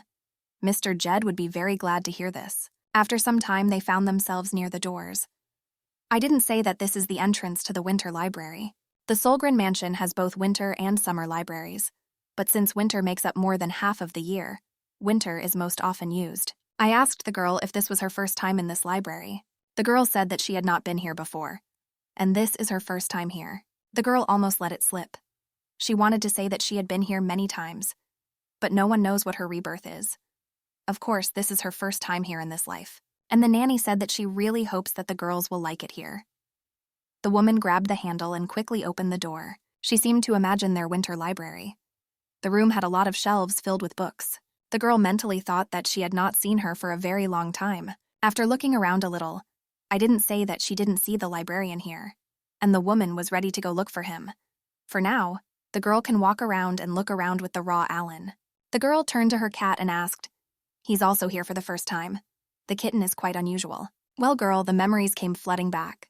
Her mother also really liked this place. The Duchess constantly used this library. She was sitting on the south side, most often sitting comfortably on the windowsill, in the sun's rays. Lily had told the girl about her mother's pastime before, what she read, what she dreamed about. The girl's gaze fell on the sofa, and she remembered that she used to sleep on this sofa. But when the girl came closer, she saw some girl sleeping on this sofa. Who is this? The girls had ashen hair. Is this really Asiligo's sister whom she saved? The Duchess noticed that the girl was sleeping in a very uncomfortable position. At that moment, a boy approached her. He pushed her hand away and asked her who she was. The girl was very surprised to see Asiligo in front of her. Is it really possible that the boy she saved is standing in front of her? Alan approached them. He asked the young man to show respect and move away. After all, now the Duchess is in front of them. I asked Alan not to interfere. The girl paid attention to the boy's left hand. His hand was fine. She quickly grabbed the boy's hand and looked at her. She twirled it in her hands and was surprised. Asiligo didn't understand what she was doing, and he was very surprised. And the girl continued to feel her hand and was surprised that it was unharmed. After that, she exclaimed that this was a very great happiness. The boy asked not to grab a stranger's hand and twist it too much. No wrong. At that moment, the nanny approached them and said that the library would be right up, and the nanny turned to the boy. She realized that he was resting here. The boy greeted the nanny warmly. He addressed her as Mrs. Belgreen, and the nanny allowed her to be called simply Lily. At that moment, his sister woke up and sat down on the sofa. The nanny was surprised that her sister was also here, and she greeted them cheerfully. She asked if they really didn't remember the lady, and she decided to introduce them to each other. Frightened, she grabbed the boy's hand. I asked who these people were. The nanny said that on the left, the boy's name is Asiligo, and next to him is his sister Kana. The nanny said that the children would live on the estate until they recovered. Now the guys live in a guest house. They once again turned to me about the boy and the girl. She introduced them to Madame Avriel, the only daughter of the Duke Solgren, and the nanny said that it was she who saved them that day. The boy gallantly bowed and apologized for his rudeness, but I still didn't say that he should forgive her. After all, she is to blame for him. These children almost died, and she behaved so harshly towards them. The nanny said that the library is now in the summer library. There were a lot of books here, and she doubted they would find the one they needed.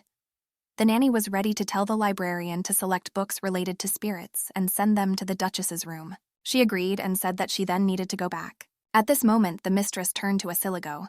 The Duchess turned around and looked at the boy with a questioning look. The boy timidly said thank you. He was very grateful to the girl for saving them then. The girl just smiled sweetly. She said it's good that they are now silly and not harmful. And they went quickly. In this life, Asiligo very quickly began to talk to the Duchess. We are her return and spoke to him only once. And she remembered that conversation when they were talking. The young man heard that they were going to the capital. He asked the Duchess when she would return back. That day, he suddenly asked her a question. The Duchess was a little confused. She didn't know when she would come back, probably after his debut in secular society. She was discouraged and didn't know what to answer. The boy looked at her carefully and said that he would be waiting for her very much. Until now, she did not understand why Asiligo told her this. Well, now she won't even know it. After the Duchess left, the brother told his sister that it was time for them to return too. Kana stood impressed by the Duchess. Duchess Solgren was very beautiful, like a doll, and she looked at the eland straight in the eyes. The Duchess seemed to the girl to be a very good person. The boy patted his sister on the head and said that everyone should not be considered good. After all, they don't know what kind of person she really is. But Kana did not agree with her brother. She said she knew her well. The brother said that he has kindness itself. The sister asked her brother because he himself thinks that the Duchess is beautiful. Or she's wrong. The brother said that she was definitely different from the aristocrat he had met before. She is not arrogant or disgusted by other races. Most likely it's the other way around. She was very happy to see that he was a boy all right. But Asiligo decided that people could not be trusted. After all, he remembered one of the cases when they treated him badly, and now he should not trust people because of the kindness they once showed. The boy was sure that people were all the same. A few days later, the Duchess was lying on her bed reading a book. 3 things are usually required to form a contract. First, the person must sincerely desire the contract with the spirit. The girl asked to feel warmer. Secondly, you must love people enough. The cat seems to have become very attached to the girl. A person must give the spirit a name. And the girl remembered look at the eyes of the cat that she would give him the name Ruby. She fulfilled all the conditions without even realizing it. The reason for her quick recovery was due to the strength of the ore. I was not surprised that the girl really already had 2 spirits. The lady was simply magnificent. She said that she was very happy. They didn't ask if she wanted to tell the Duke about this. I was sure that he would be happy. Well, the Duchess didn't think so. Will he really be happy? Lily was sure that the Duke would definitely be happy. The girl quickly opened the door and ran out into the corridor. She decided to go to him now. The girl ran merrily along the corridor. Reuben was catching up with her from behind, and the maid was also rushing. And now the girl was already in front of the wide doors.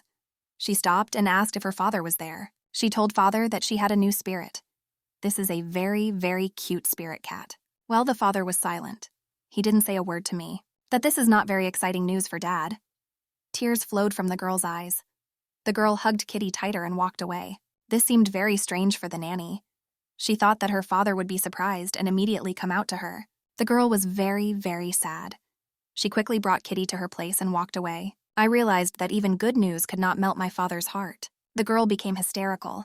She screamed that she hated Dad, and he will no longer listen to him. She said that she would only eat sweets and ride on the railing 200 times a day. The nanny asked the girl not to say such words because she could get hurt.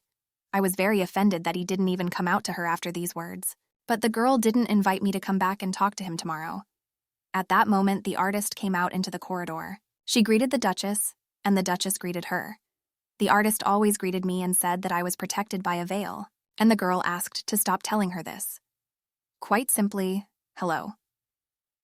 The artist hastened to tell the Duchess that she had already finished. I was just surprised that she had already painted the picture. But not even a week has passed since the contract was signed. She laughed and said that she did it. Does the girl want to see the result? They came to the room where she stood on the easel. She was covered with a piece of cloth. The artist said that she gave it the name, Dawn Solgren. Another minute later, the artist pulled the fabric. There was great surprise on the Duchess's face. The picture was incredible and magnificent. The girl said that this picture would definitely become a world masterpiece. The artist timidly thanked her. The Duchess said there wouldn't be enough of them. She asked her nanny to tell her assistant that she had urgent business with him. I looked at the picture again. It's time to raise the bar. The events took place in the city. Someone called Billy. A voice asked if he was inside the room. A man was lying on the bed, his head buried in a pillow. And a voice from behind the door asked him to leave immediately. The man was very upset that he would be there so early. He got up and asked what they had eaten since the morning. The man hastened to announce that Seldia's painting had been hung in the Riviera. But the man couldn't even remember who the herring was. Seldia Sunfield was his student. The man couldn't believe it. Was it really a woman who did this? She suddenly disappeared to exhibit her paintings for everyone to see. Although any artist can hang them in the Riviera Gallery, how can one do this without the permission of the teacher? This is not forgivable. The artist's teacher approached the crowd of people and shouted for everyone to move away. He was very interested in looking at this picture that everyone was looking at. But imagine his surprise when he saw this picture. The picture was executed in a mysterious soft blue light. He couldn't figure out what kind of paint it was. The scenery was also very charming. The teacher could not understand what kind of place was depicted in the picture. After thinking a little, he could not believe that it was Solgren.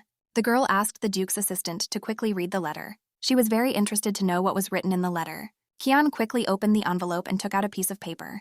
He unfolded it and began to read. As the lady expected, everyone wondered what kind of paint was used in the painting. The Duchess thanked Seldia for this masterpiece. But the artist said that all this was only thanks to the Duchess. Dawn Solgren created a sensation. Therefore, it can be demonstrated in the camp. Who is the artist, what colors were used, and what kind of place is this? These questions have become the most popular questions for discussion. The picture gained universal fame. Now they need to sell paint. To start painting, you need to come up with a name. It should be a special and memorable word that will symbolize the paint, so that you can easily distinguish it from others. The girl turned to the artist. Perhaps she will give the name of the paint. The artist was very surprised. Is this really her mission? The girl said that if it weren't for her painting, no one would have recognized the colors. Therefore, the artist simply has to give her a name. The artist thought for a few minutes, and the girl looked carefully at the artist. Will she really call it Phantom Blue this time too? The artist thought a little and said the name of the paint. The Duchess looked carefully into the artist's eyes, and she called the paint Fairy Blue. Fairy Tale Blue was once again repeated by the Duchess. At first, it was somehow fabulous, as if they were calling some kind of fairy. This name sounded better than the previous version. She said it was just a great name for their paint. The assistant also said that this name was strategically advantageous. She said that now you need to choose the location of the store. But she doesn't have enough budget to open her store. At that moment, the Duchess remembered something. Lily was from the West, after all. Everything was true, but how could the Duchess know it? The girl realized that she had let it slip. After all, she learned this information in a past life. She said that she talked about it herself. And she asked where exactly her home was. Lily said that her home is in Campe. Her parents are jealous of the tiny workshop there. I wasn't very surprised. Why didn't the nanny talk about this before? She thought that this would prevent the Duchess from choosing a place. Well, that couldn't interfere. The events took place in the Kingdom of Solgren. Keon was in the Duke's office. He said the development plan is currently underway, and that's all. Keon noticed that the Duke was in a bad mood all the time. If the lady comes, he is unhappy. If she doesn't come, then he is also upset. The father looked at the plan and said that recently. Well, he stopped his speech and did not speak further. Keon understood everything that his father was very worried about his mistress. The Duke objected. This is not the same at all.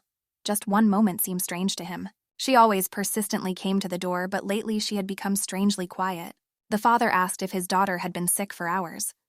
The assistant said that according to the knight's reports, the lady spends most of her time in her room. He also heard that she recently visited winter libraries. The father sighed with relief. If that's the case, he shouldn't worry. After that, he asked, looking for an assistant, what happened to the girl who came from Kampa? Help told them that she lived in a village inn. He spends the whole day drawing and does not commit any suspicious actions. The father sighed with relief again. Should he know anything else? The assistant said that the jurisdiction continues to send letters. They demand to explain the reason for the weakening of the frost. Now the dukes are using their illness as an excuse to delay the response. But they cannot remain silent forever. The period of severe cold has shortened. The weather has cleared, which has increased the flow of visitors to our Earth.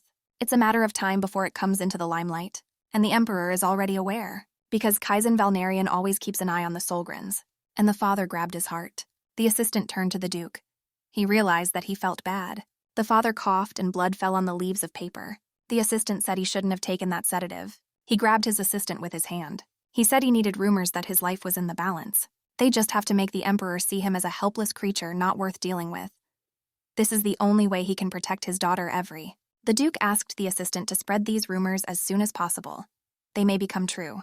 Keon said he would give instructions to Jed immediately. Keon ran out of the room to fetch the attending physician, and the Duke's room was flooded with sunlight. The Duke knew that he really did not have long to live. So Herwin locked himself in his room, preparing to leave, without even suspecting that the wind in the Solgren lands had changed. Time passed unnoticed and spring came. Spring came with an uninvited guest. The events took place in the duchy. A Russian appeared on the threshold. The man said that they had not seen each other for a long time and asked if he was doing well. Rickson Ross was the head of a trading company. The assistant said welcome, and also the fact that they were really looking forward to it. The man wondered if the assistant was trying to win him over. The man guessed that they were not going to repay the debt again. Keon asked Ross to go into the living room. The man heard that the Duchess's action was weakened by the harsh winter. Of course, her abilities are amazing, but isn't the Duke's life now on the brink? The Solgrins don't have enough mineral resources, because it was the Emperor who took the right to their production. If they can't pay the debt, then why not terminate the contract and not go to court? Ross decided that if he puts pressure on the Solgrins, then the Emperor will show interest in him. He thought until they came to the living room. The assistant put his $500,000 on the table with interest. The man asked the assistant to wait a little. He began to count. Keon gradually. Ross was surprised how they found the money so quickly. He simply dreamed of the Solgrins' entire treasury for Gribkey. But apparently they found income. Luckily, they sorted it out calmly. Ross asked if the Duke's health was okay. Ross said that the Duke is a rather fragile person and he worries about him. The assistant asked him to excuse him. But he cannot talk about the well-being of the person he serves. Everything was clear to Ross. He hoped he was okay. He quickly went outside, got into the carriage, and drove away. And the assistant stood and saw the man off with a satisfied look. After this, the assistant came to the ladies' room. As always, he gallantly apologized for the disturbance. The lady asked the assistant to go through and asked if he had resolved all the matters with Ross. In the ladies' room, there was also an artist who continued to create masterpieces. The assistant said that he managed to pay off the debt and even with interest. And it was a great job. The assistant said that Ross turned out to be a very greedy and calculating person. They should all keep their distance from him. In the Duchess's past life, the Ross Trading Company began supplying goods to the palace. But she was caught falsifying the books, and all the employees were beheaded. How could this greedy old man deceive the imperial family? Suddenly, she said to forget about Russia. And she asked what about the Euron Company? Although this trading company is still small, it has excellent growth potential. Ocean said that he would definitely find out everything about the Euron Company. And at that moment, the happy nanny ran into the room. She hastened to notify the lady that a letter had arrived from her parents in Kampa. Nanny quickly read the letter. That thanks to the fabulous color, the store is thriving. And it was necessary to say a big thank you to the madams. The Duchess was happy. Great news. Well, more precisely, I watched what was happening and asked not to smile like that. The Duchess asked how the hiring of new workers is going. The assistant continued to review resumes and letters of recommendation. Because they don't have enough hands, there is no end to the paperwork. And thanks to the Duchess, Dr. Evan will be busy until the summer. The girl didn't understand why. Keon put his finger to his mouth, and he quietly whispered that he needed to do something. The girls were eager to find out what Evan was doing. Is he really busy meeting new employees? Keon didn't say that sarcastically. Sunny notified everyone that she was thinking about another business on the sly. The assistant asked what kind of business he wanted me to do this time. The girl said that she wanted to try to raise Lumina, and she smiled mysteriously. Young said that this was the first time he had heard this word. What does Lumina mean? Nanny also heard these words for the first time, and the adults were a little surprised why they didn't know this word, but the 5-year-old girl knew it. And the Duchess said that now it's just a weed. But soon Lumina will become rare and precious, like the fabulous blue color. Then she will be in great demand in Linterdell. Under the leadership of another high-ranking family of Velleroyton, the city of Linterdell appeared, which belonged to the Duke. In this city there was a magical tower called Vesperium. Their family enjoys great wealth and fame due to the eminence of the tower. Unfortunately, the Duke of Linterdell's successor is weak and suffers greatly even from a small cold. For the sake of his well-being, they began research in search of a healing potion. Of course, the main ingredient of this potion will be Lumina. This plant grows well in cold places, and if it is planted on their lands, the duchy will be able to make huge profits. And all this was understandable, but the nanny was very curious how the lady knew this. And the lady said that of course she knew all this from the Winter Branch. It was becoming at least more like reality. I asked Kiana to find out more about Lumina, and the assistant said that he would definitely convey her words to Yvonne, and they would figure everything out together. The assistant said that he had many more things to do besides these, so he turned away and went out the door. The Duchess said goodbye to her assistant. The Duchess thought for a moment. She needs to be as careful as possible with the nanny. She constantly forgets that she is only 5 years old. What also surprised the Duchess was that Lady Butterfly had not yet appeared, and I didn't talk to her at all after signing the contract with Ruby. The girls really needed to ask her about her dad's illness. She really hoped that Lady Butterfly had not left her forever. Footsteps were heard in the corridor. Jet came into the room and cheerfully greeted the lady. He was happy to be back.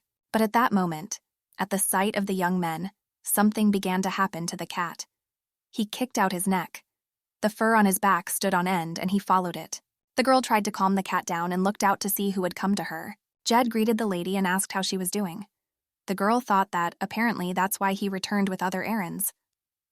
I was curious what the assistant made him do. Did he really send him to another land?